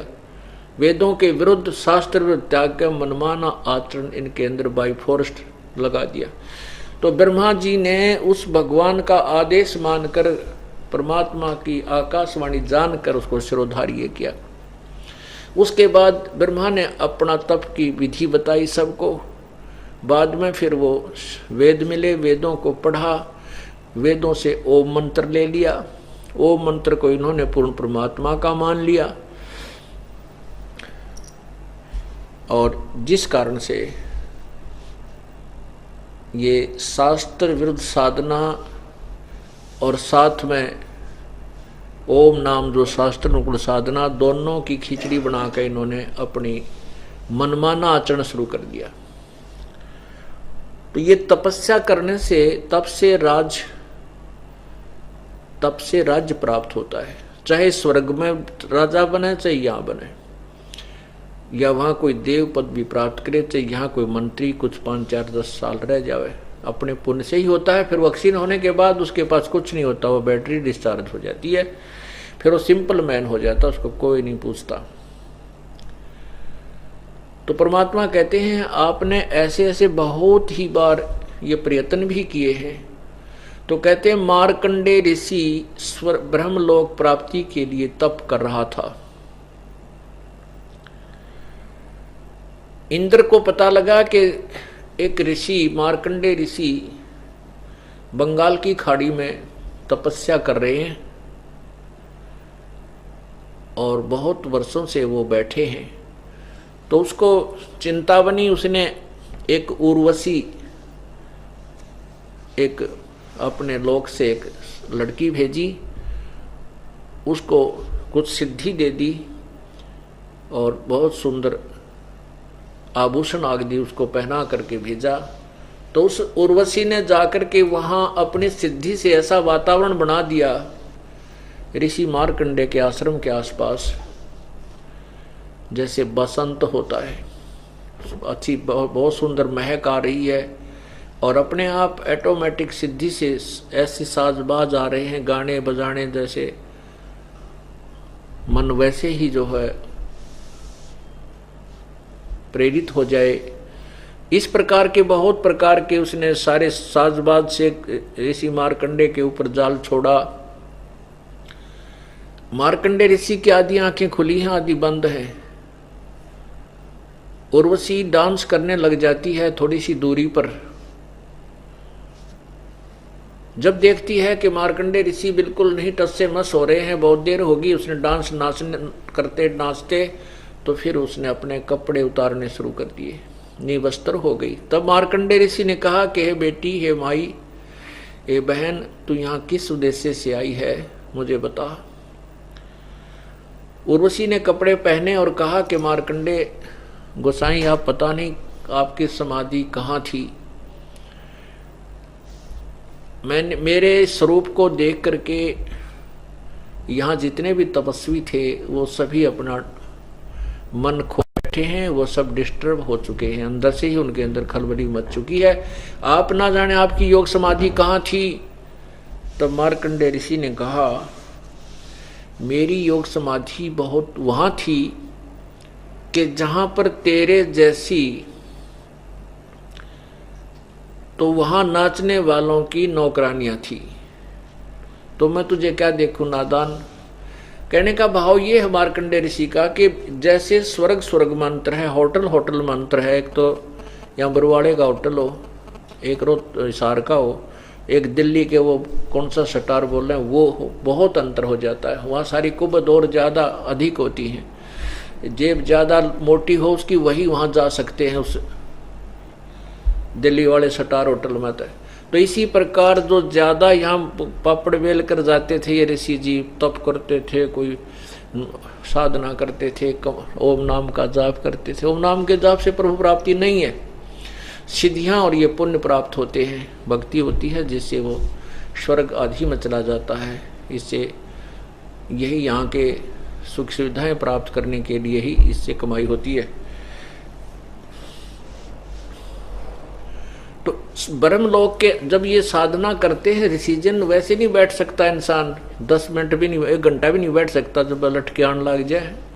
तो ये वहाँ जब समाधि लगाते थे, समाधि कैसे लगती है, जैसे बच्चा, अब यहाँ आप आते हो 2 घंटे सत्संग होते हैं, आपने मन 10 बार नींद के लटके आ जाते हैं आप, क्योंकि यहाँ अमृत बरस रहा है और जो पापों का दबाव होता है वो भी खत्म हो जाता है कुछ समय के लिए। इसलिए आत्म परमात्मा इसलिए आपको सुख देता है कि तू ध्यान तो भगवान सुन सके, भगवान की महिमा सुन सको। नहीं, फिर हम लटके लेने लग जाते हैं। तो काल ने दबाव बहुत दे रखा, लेकिन बहुत कुछ दिनों के बाद फिर नींद नहीं आएगी।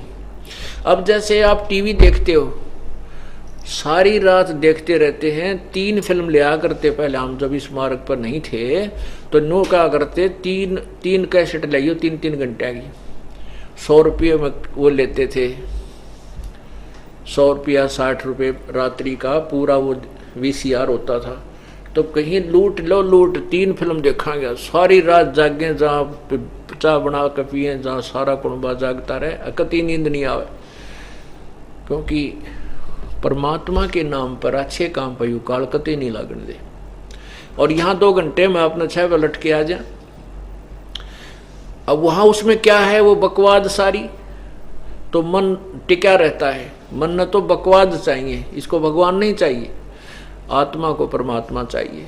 अब जैसे समाधि लगाते हैं ये ऋषि लोग, जो हमने समाधिस्थ दिखाई देते हैं और बड़े तपस्वी दिखे, तो अपने कर्म फोड़ रहे हैं। डंब करें डूंगर चढ़े ये अंतर झीनी झूले, जग जाने बंदगी करें ये बोवे सूल बबूले। अब जनसाधारण तो ये सोचता है कि ऋषि जो तपस्या करते हैं, समाधि ला रहे हैं, वही बड़े भक्ति कर रहे हैं, लेकिन परमात्मा कहती है तो बबूल की सूल यानी कीकर के कांटे अपने भविष्य में बो रहे हैं, अपना मनुष्य जीवन बर्बाद कर रहे हैं। अब मार्कंडे ऋषि को ब्रह्मलोक का ज्ञान था, ब्रह्म से ऊपर ये नहीं मानते और ब्रह्म को ही सुप्रीम पावर मानते हैं, ओम नाम के जाप को सबसे उत्तम मानते हैं और इसी की साधना से ये मोक्ष मानते हैं इसी को। जबकि गीता जी में 17वें अध्याय के 23वें श्लोक में लिखा है कि पूर्ण परमात्मा की भक्ति तो ओम तत्सत इन 3 मंत्रों से होती है। ओम ये ब्रह्म का जाप है, तत् और सत ये सांकेतिक गुप्त है, ये संत बताएगा, पूर्ण संत। इन तीनों के मंत्र से ही होती है। तो मार्कंडे ऋषि ने ओम नाम के जाप का ही ज्ञान था और उसने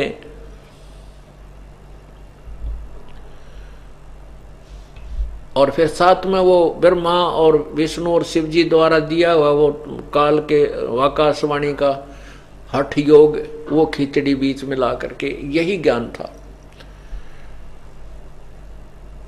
तो उसने अब जैसे समाधि लगाते हैं तो इनको अंदर जब ये समाधिस्थ हो जाते हैं तो अंदर कोई किसी भी कमल में प्रवेश कर जाते हैं।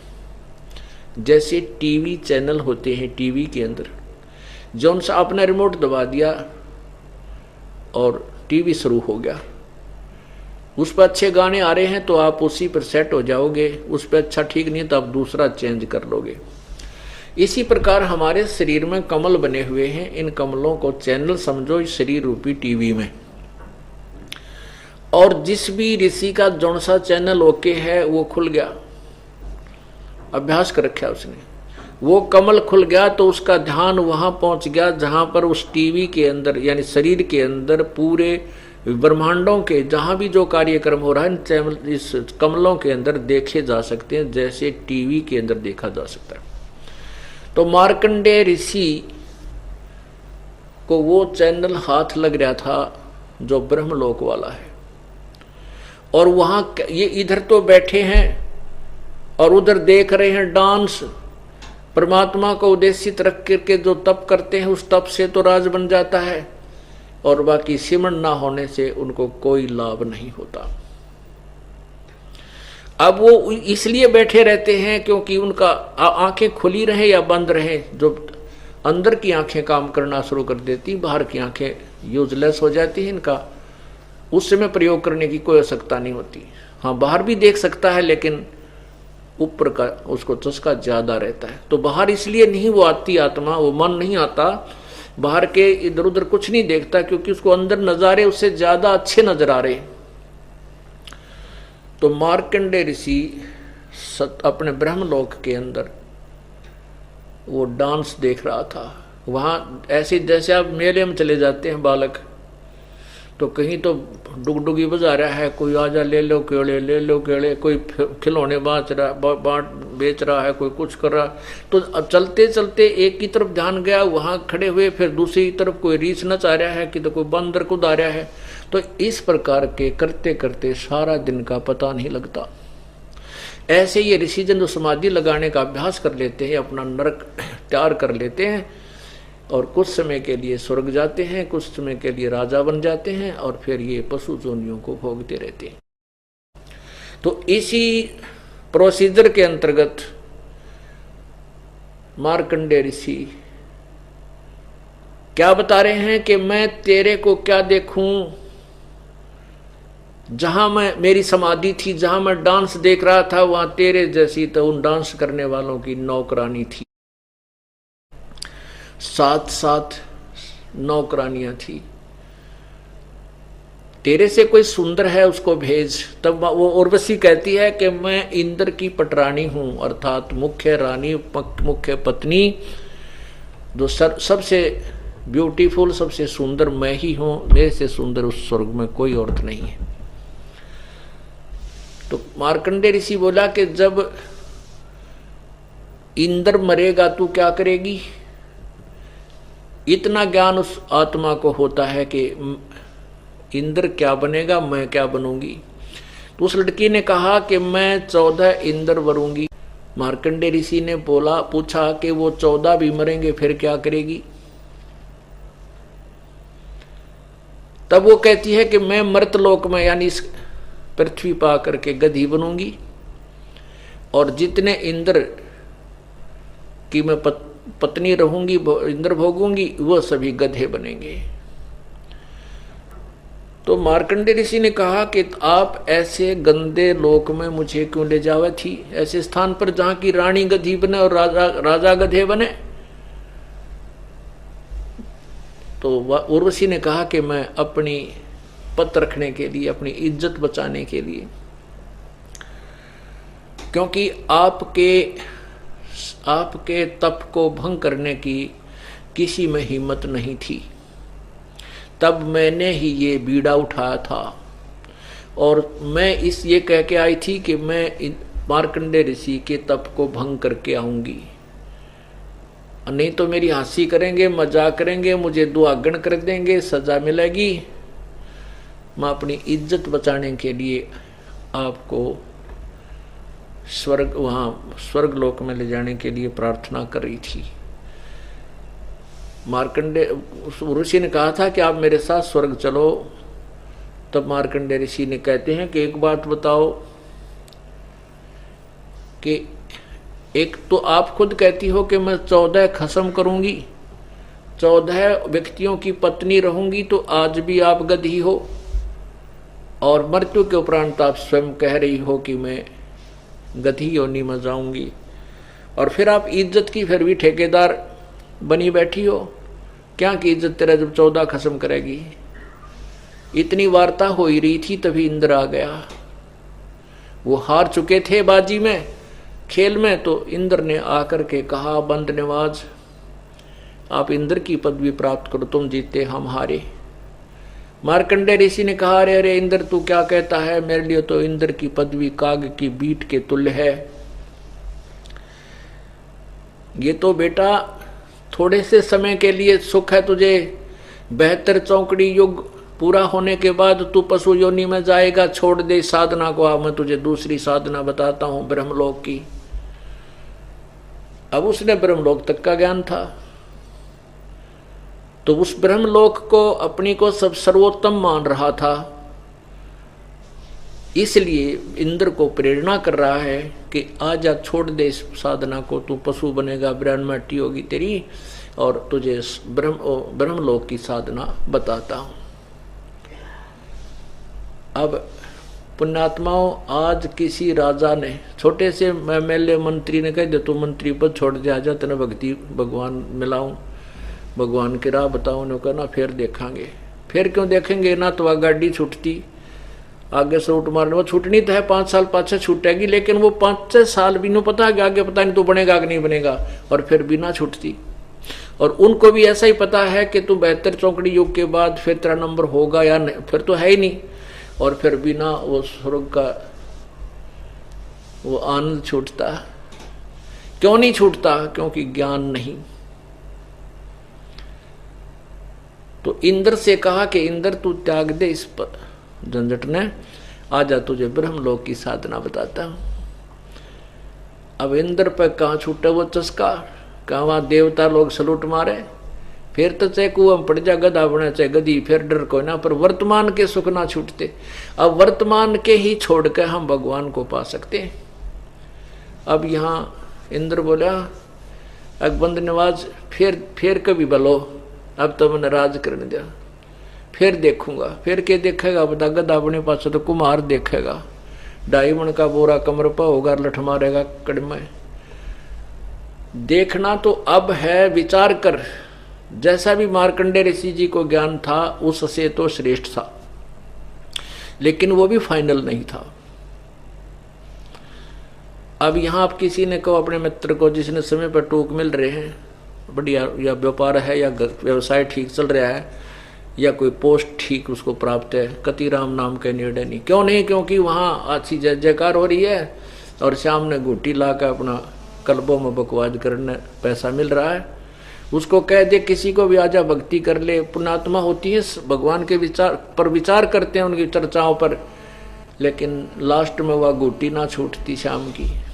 तो फिर कहें फिर देखेंगे, अब तो बस फिर देखें, फिर क्या देखेंगे? फिर तो पशु बनने के बाद भाई धनी देखेगा, गधा बनने के बाद तो मालिक देखेगा क्या करना तेरे साथ, कौन सा सलूक करना है, कितना वजन तेरे पर रखना है। तो हमने देखना है वर्तमान में, छोड़ बुराई और कर भक्ति की राही, परमात्मा के मार्ग पर चल। इस प्रकार इंद्र कुबेर ईश की पदवी, ब्रह्मा वर्ण धर्मराया, विष्णुनाथ के पुर को जाके तो फिर भी उल्टा आया। अब जैसे विष्णु जी बनते हैं, ब्रह्मा जी बनते हैं, शंकर जी बनते हैं, ये कौन बनते हैं? ये पुण्यात्मा बनती हैं। ये पुण्यात्मा बनती हैं जो आप अब साधना कर रहे हो, आज आप सत भक्ति कर रहे हो, जो इस ज्ञान को दृढ़ता से स्वीकार कर गए और पूरी मर्यादा निभा गए वो तो पार हो जाएंगे, लेकिन जो रह गए उनको काल बढ़ो लेगा, उनको बहका लेगा जब यहाँ से चलेगा, क्योंकि यहाँ से विमुख हो गए आप, यहाँ आना बंद कर दिया। ठीक है, गुरुद्रोही भी नहीं हुए, आपने गुरु जी की निंदा विंदा भी नहीं की, लेकिन किसी अपनी ही मन की सोच से दूर हो गए। फिर क्या होगा कि आप जो प्रथम मंत्र की कमाई आपने कर रहे हो, इन कमाई से भी, पहले मंत्र का जो जाप करते हो इससे भी बहुत आपको धन प्राप्त होता भक्ति का। तो इससे कहाँ जाओगे? जैसे ब्रह्मा जी का जाप आप करते हो, ब्रह्मा के लोक में जाओगे, वहाँ आपको देव बना देगा इस कमाई तक कि तो महादेव वहाँ बड़े अच्छे, कोई अच्छी पोस्ट दे देगा, इंचार्ज बना देगा नाचने गाने वालों का।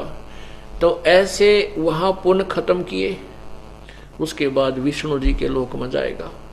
विष्णु जी के लोक में भी आपको ना माने वहाँ कौन सी पोस्ट मिल जाए, तो वहाँ पुण्य खत्म करेगा। उसके बाद शिव जी के लोक में गण बनेगा जा करके, और वहाँ भी अपने पुण्यों को अक्षीण करके समाप्त करके फिर कहाँ जाएगा? फिर कोमन स्वर्ग में आएगा। कोमन स्वर्ग में अपना समाप्त करके, जैसे कई यज्ञ आदि करते हो साथ की साथ, इसको कोमन स्वर्ग में आपको प्राप्त होगा इसका फल, इंद्र के लोक में। वहां समाप्त करके फिर कहाँ जाओगे आप? जिसने प्रथम मंत्र ही लिया और कुछ दिन जाप किया फिर त्याग दिया, उसकी यह स्थिति होगी। फिर नरक में जाओगे, 84 लाख योनियां भोगेंगे।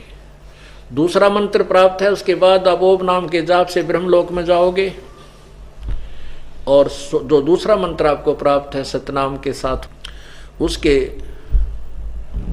फल से आप काल ने ब्रह्मलोक के अंदर वहां पर 3-4 वो बना रखे हैं पदवी, 4 वेरिएशन कर रखे हैं, ऊंचे नीचे बना रखे हैं, जैसे सतलोक, अलखलोक, अगमलोक, अनामी लोक, नकली। तो उनमें जो अलखलोक सतलोक है, उस सतलोक के अंदर ये जो दूसरे मंत्र के जाप की कमाई को वहां नष्ट करवा देता है, और उसके बाद फिर ये 84 लाख योनियों में धक्के खाता रहता है। तो उन्हीं में से फिर पुण्य आत्माएं होती हैं, उन्हीं में से आप में से ही एक किसी को ब्रह्मा सेलेक्ट कर लेता है, किसी को आत्मा को विष्णु, किसी को शिव, तो उन्हीं को अपने घर जन्म देता है अपनी पत्नी के संयोग से। और जब ब्रह्मा की मृत्यु होने का समय आता, उससे पहले ही एक ब्रह्मा उत्पन्न करके एक पुत्र उसका, क्योंकि जिस स्थान पर ये रहते हैं दोनों, जहाँ बच्चे की उत्पत्ति करते हैं, वो उसी गुणों जैसा हो जाता है, वैसा ही स्वरूप हो जाता है जिस स्वरूप में वो वहां रहते हैं। तो उसको पहले ही उत्पन्न करके बेहोश रखते हैं, उस ब्रह्मा के मरते ही दूसरे को वहां छोड़ देते हैं, ऐसे अपना सृष्टि क्रम जारी रखते हैं। तो यहाँ क्या बताते हैं? फिर वो ब्रह्मा चला जाता है नीचे की योनियों में, जैसे अब वर्तमान ब्रह्मा है 100 साल की अपनी आयु पूरा करके मृत्यु को प्राप्त होगा, दूसरा ब्रह्मा ये तैयार रखेगा। उसके बाद ये सृष्टि काल की चलती रहेगी। ऐसे ही विष्णु मरेगा 7 ब्रह्मा के मृत्यु के बाद, तो एक विष्णु और तैयार उत्पन्न कर लेगा। वो अन्य आत्मा होंगी, ये आत्मा नीचे के अपन चली जाएंगी, 83 लाख योनियों में पहुंच जाएंगे, मनुष्य भी बनेंगे। जैसे आपने ब्रह्मा कुमारी पंथ सुना है, लेकिन हमने उसका पूरा हिस्ट्री पढ़ा है। उसमें क्या लिखा है कि श्री लेखराज जी एक शराब होते थे बंबई में। वो बहुत पुण्य आत्मा थी। उनके गुरुजी आते थे। एक दिन वो गुरुजी सत्संग कर रहे थे, तो वो एक दिन सत्संग के अंदर उनके अंदर ऐसी हलचल हुई, शरीर कांपने लगे, आंखें लाल होगी और कुछ ऊंची ऊंची आवाजों से बोलने लगा। उसने कहा, मैं शिव बोल रहा हूं, मैं शिव बोल रहा हूं, मैं शिव बोल रहा हूं। तो वो आत्मा जो भूत बनी हुई थी, पितर बनी हुई थी, वो ब्रह्मा जी, वो लोग लेखराज जी में प्रवेश होगी। और वो कभी शिव रही थी, कभी वो शिव पदवी पर रही हुई आत्मा थी। वो अब कह रही है मैं शिव बोल रहा हूं। फिर कोई कहते, फिर दूसरी आत्मा प्रवेश करती है, वो कहते मैं ब्रह्मा बोल रहा हूं। तो वो आत्मा भी ब्रह्मा की पोस्ट पे भी रही थी। तो वो पुण्य आत्माओं को कुछ पिछले संस्कार पितृ योनि में याद रह जाते हैं। अब जैसे कोई रिटायर्ड अफसर है, तो वो कहता मैं एक्स फलाना हूं, ये टैक्स लगा देते हैं, उन्होंने सीधा कह दिया मैं ब्रह्मा हूं, मैं विष्णु। तो उस प्रकार जो लेखराज जी की आत्मा बोलने वाले पितृ प्रेत को इन्होंने भगवान मान करके एक नारापन चला दिया। तो यहां क्या कहते, इंद्र कुबेर ईश की पदवी, ब्रह्मा वरुण धर्म राया, विष्णुनाथ के लोक को जाकर तो फिर भी उल्टा आया। फिर भी वापिस आया तो इस काल के लोक में, अर्थात पूर्ण मोक्ष प्राप्त नहीं हुआ। असंग जन्म तो मर्त्या होगे, जीवित क्यों न मरे रे, द्वादश मध्य महल मठ बोरे, बहुर न दे धर रे। असंग जन्म तन मर्त्या हो गए, कहते एक बार जीवित मर कर दे। जीवित मरने का तात्पर्य है, जैसे अब मृतक शरीर कुछ नहीं मांगता, उसने कोई नहला रहा है तो नवा ले, उस पर रख कर उस पर चल पड़े तो चल, उसको कोई नो ऑब्जेक्शन। अग्नि में डाल रहे हैं तो डाल दो, जला रहे हैं जला दो, नए कपड़े पहना रहे हैं पहना दो, पहले सब निकाल लिया, जेब में सामान था निकाल लो, कुछ नहीं बोलता। ठीक इसी प्रकार मनुष्य जो हम भक्ति मार्ग पर लगते हैं, तो मन ने नाना प्रकार की इच्छाएं करता है। कभी तगुट्टी लाने को दिल करता है, कभी गाने सुनने को दिल करता है, कभी चल रिश्तेदारी में चलाएंगे ऐसे। तो कहते हैं ये मन जो है बेमतलब की धक्के खान की इच्छा जो होती है, या जो हमारे लिए जो वस्तुएं मना है, कि जैसे शराब नहीं पीनी, बीड़ी नहीं पीनी, सिनेमा नहीं देखना, तम्बाकू प्रयोग नहीं करना, इनकी तरफ रुचि बढ़ाता है। इसको रोकना, इसको नहीं छूना, इसको जीवित मृत्यु कहते हैं। और मन कहता है, फिर देखेंगे सत्संग में, मन की उन क्रियाओं को काट के, मन के जाल को काट के अपनी भक्ति में लगाना और सत्संग की तरफ रुचि आना, बढ़ाना, मन आत्मा को यहाँ लाना, ये जीवित मृतक होता है। दूसरा एक और मुख्य उदाहरण ये समझो कि जैसे आदमी, आपको बताया कि मंत्री लोग थे, वह भी एकदम मर गए और उनकी तो बहुत इच्छाएं थी, उनके ठाठम ठाठ थे और अपना तो कुछ भी जुगाड़ को ना, मुश्किल से 2 रोटी का धंधा हो पा रहा है और उसमें भी 100 बाधाएं पड़ी रहती हैं। और फिर उसको भी हम ये सोचे हैं कि कभी हम नुकसान ना हो जा, मेरे बिना गड़बड़ ना हो जाए, अगर मृत्यु हो जाए जैसे उनकी होगी, वह के सोच कर चढ़े थे हेलीकॉप्टर में मर जावांगे। नहीं, ये तो जो निर्धारित समय है, काल भगवान ने जो समय गिण कर दे रखे, सांस जब भी पूर्ण हो गए वहीं खत्म, चाहे वो बस में है, चाहे रेल में, चाहे घर में, चाहे हेलीकॉप्टर में, चाहे जहाज में। तो जैसे आप परमात्मा पाने की चेष्टा करते हो तो इसमें ये बाधाएं हैं, और ये ज्ञान उन बाधाओं को दूर तोड़ कर रख देता है। आपकी मृत्यु होगी, वे तो होनी आज, ना तो कल, कल ना तो परसों, ना 10-20 वर्ष में, 100 वर्ष में। और वही ना बेरा कब हो जाए, ये भी कोई permanent hard and fast rule नहीं है कि हम 100 वर्ष जिएंगे नहीं। एक श्वास का भी कोई हमें विश्वास नहीं है कि वापस आएगा कि नहीं आएगा। तो ये सोच कर के मान लीजिए तेरी मृत्यु हो जाती है, फिर अब जैसे एक बुढ़िया आई, नाम दे दे जाना है जल्दी, दूसरा नाम दे दे। शुरू की बातें वैसे ही होती थी, जैसे आप यहाँ आते हो एक दूसरे से बोल रहे हैं, कोई गलत बोलता है तो उसको समझाते हो कि नहीं ऐसे नहीं बोला करते। अब तो बहुत फर्क पड़ गया, पहले तो ज्यादा ऐसे था, मन जाना है जल्दी तो उसको समझाते हो भाई तेरी उम्र कितनी होगी माई, और तेरी मृत्यु हो जाएगी जब भी तो काम चलेगा, क्योंकि फिर तो देखी जाएगी, पर ये भी नहीं डटना। अब मरे पाछे तो आप देखेगी, वो तो टंटा कट गया, फिर तो उठ सकती ना, बैठ सकती ना, कुछ कर सकती। तो कहने का भाव ये है, परमात्मा की तरफ लगाने का एक विशेष यही फार्मूले होते हैं जो इस काल के जाल से हमें निकाल सकते हैं, और इनका प्रयोग करना पड़ेगा आपने। आपकी मृत्यु होगी, गए काम तय, ना को काम कर सकते, ना भैंस संभाल सकते, ना दुकान संभाल सकते, ना नौकरी बजा सकते। तो वो जो नुकसान होना वो तो होएगा, बड़का दुख और हो गया, और फिर रिश्तेदारियों का लारा लागे 20-30-50 हजार का टोटा और हो गया। उसी समय जिसको तू काम करना चाह रहा था कभी नुकसान ना हो जाए, वो काम तेरा फैक्ट भी गया, और वो नुकसान और बढ़ गया, बच्चे की जो पीड़ा थी वह भी बढ़ गई। तो कहने का भाव ये है कि तू जीवित मर कर देख, एक दिन मर कर देख ले, 2 दिन के लिए मर, 3 दिन के लिए मर, सत्संग में आने के लिए जीवित मरो। यहां मरा हुआ तो वापस चला जाएगा, और काल मारेगा वापस नहीं आने देता।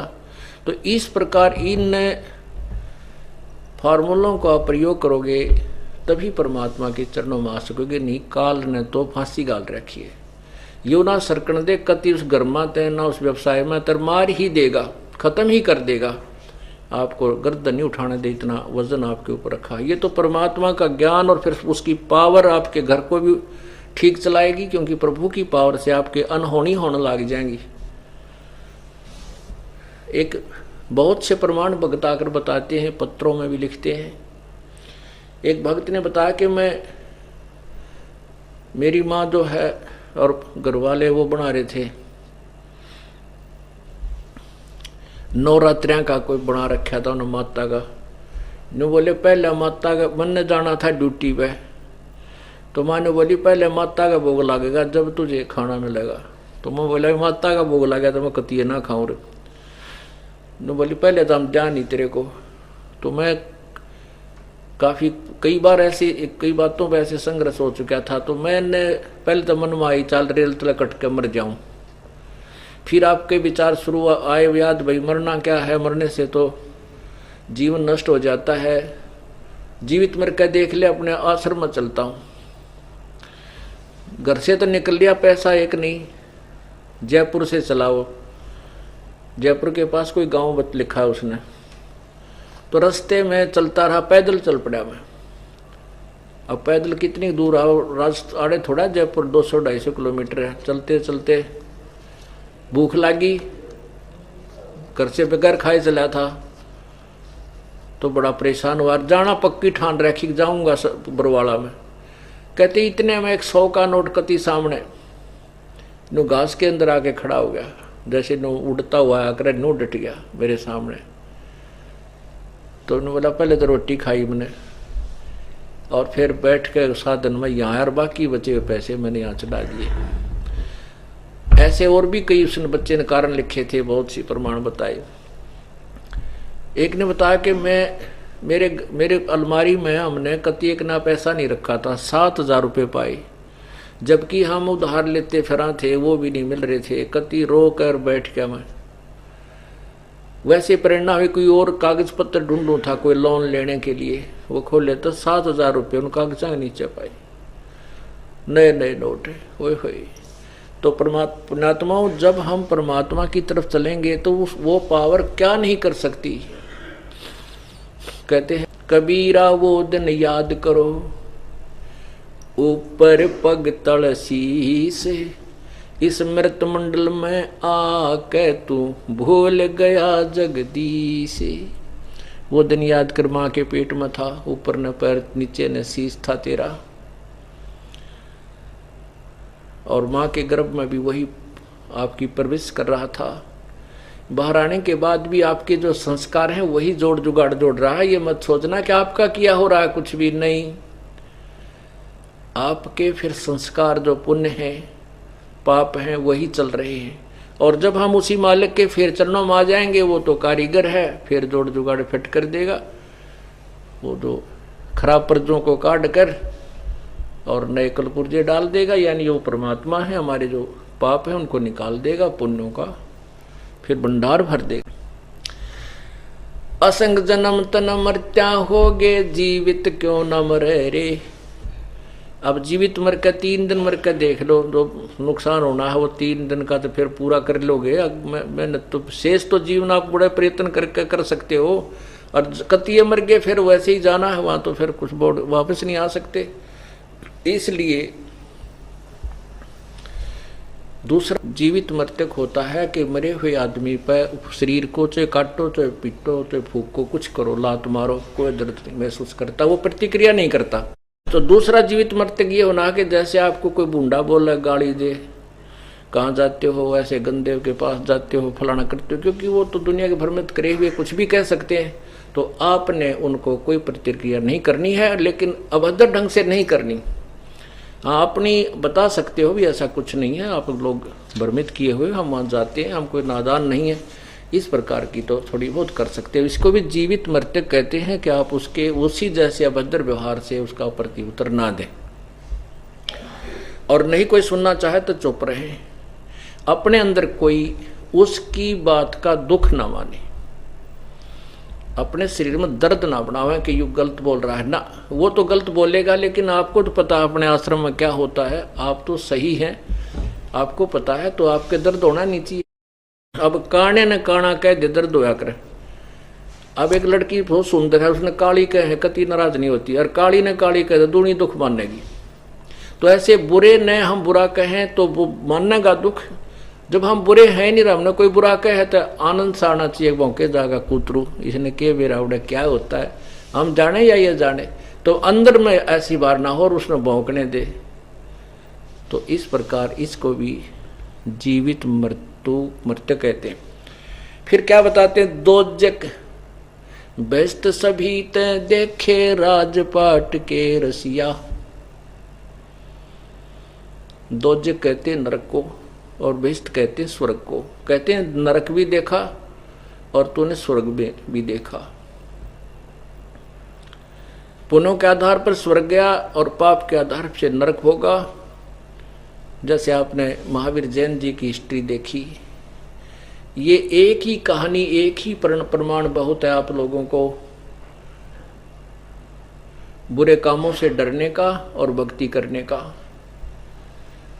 वो नरक भी गए 2 बार 3 बार, उनके बार नरक लिखा है, और 80 लाख बार देवता बने, और करोड़ बार गधे, करोड़ों बार कुत्ते, करोड़ों बार बिल्ली, पता नहीं कितने दुख में जीवनों ने भोगे। दोजक बस्त सभी ते देखे राजपाट के रसिया। 3 लोग। गीता जी अध्याय नंबर 4 के श्लोक 5 और 9 में स्पष्ट किया है कि अर्जुन तेरे और मेरे बहुत जन्म हो चुके हैं, तू नहीं जानता, मेरे जन्म अलौकिक हैं। और दूसरे अध्याय के 12वें श्लोक में कहा कि अर्जुन ये राजा लोग तू और मैं पहले भी जन्मे थे, आगे भी जन्मेंगे, ये सदा रहे, हमारा जन्म मृत्यु सदा बना रहेगा। अर्थात ब्रह्म भी मृत्यु में है। क्षर पुरुष के बारे में, अक्षर पुरुष के बारे में भी आपको गीता जी अध्याय नंबर 15 श्लोक 16 और 17 में स्पष्ट किया है कि क्षर पुरुष ये ब्रह्म और अक्षर पुरुष ये परब्रह्म, ये भी वास्तव में अविनाशी नहीं है। गीता अध्याय नंबर 15 के श्लोक 17 में स्पष्ट किया है कि उत्तम पुरुष है तो अन्य, वो उत्तम पुरुष यानी पुरुषोत्तम सर्वश्रेष्ठ भगवान अविनाशी परमात्मा, तो इन दोनों से कोई और है। और परमात्मा इति उदाहरते, यह लोक त्रयम् अविश्य विभर्ति अव्यय ईश्वर है, वो तीनों लोकों में प्रवेश करके सबका धारण पोषण करता है, वो अविनाशी भगवान है। तो यहां कहते हैं सतगुरु मिले तो इच्छा मिटे पद मिल पदे समाना, चल हंसा उस लोक पठाऊं जो आदि अमर अस्थाना। आदि अमर, सदा का अमर, कभी नष्ट नहीं होता। चार मुक्ति जहां चंपी करती माया होरी दासी, दास गरीब अभय पद पर से वो मिले राम अविनाशी। जो यहाँ चार मुक्ति प्राप्त करते हैं यहाँ के ऋषिजन, और उन चार मुक्तियों का जो सुख है वो भी नष्ट होता है, वो सदा नहीं रहता। कहते हैं इन चार मुक्तियों वाली जो सुविधाएं हैं वो तेरे चरणों में वहां पड़ी रहेंगी सतलोक में सदा के लिए, फॉर एवर। और ना ब्रह्मा जी अविनाशी है, ना विष्णु, ना शिव, ना ब्रह्म, ना परब्रह्म, वो पूर्ण ब्रह्म सतपुरुष अर्थात कबीर भगवान आपको मिले, वो मिले राम अविनाशी। चार मुक्ति जा चंपी करती माया होरी दासी, दास गरीब अभय पद पर से वो मिले राम अविनाशी। अभय पद, वहां जाने के बाद कोई भय नहीं किसी प्रकार का, और यहां किसी का भय समाप्त नहीं है, चाहे राष्ट्रपति हो, सारे समय घी बंदी रहती है हर एक प्राणी की, ना जाने किस कारण से, कोई बीमारी से, हार्ट अटैक से कब मृत्यु आ जाए, और वहां कभी मृत्यु नहीं होती। तो हम उस ज्ञान से अपरिचित थे, उस स्थान से अपरिचित थे, इसलिए प्रयत्न ही नहीं करते थे। अब हमें ज्ञान हो गया था, क्यों ना सिद्ध बाजी लावांगे, या तो ये सारे शास्त्र गलत हैं और शास्त्र ठीक है फिर हम गलत हैं, क्योंकि हम उनको ग्रहण करने पर अभी तक तो हमें पता नहीं था, अब ज्ञान हो गया, अब भी हम नहीं करते हैं, तो हम फिर भक्ति नहीं चाहते, ड्रामा कर रहे हैं, मोक्ष नहीं चाहते। यहाँ की सुविधाएं तुम मांगो या मत मांगो, जो विधि आपको बता दी है इससे करते रहो। आपको यहाँ की सुविधाएं तो इतनी मिल जाएंगी कि आप हाथ जोड़ने लग जाओगे, अंत में भगवान या माया गढ़नी नहीं चाहिए, क्योंकि माया की फिर गुणों से आप परिचित हो जाओगे कि माया तो आपके पैरों की बेड़ी बन जाएगी। फिर इस माया को आप सदुपयोग करने लग जाओगे, धर्म पर लगाओगे, इसको संग्रह संचन नहीं करोगे, इसका इकट्ठी नहीं करोगे।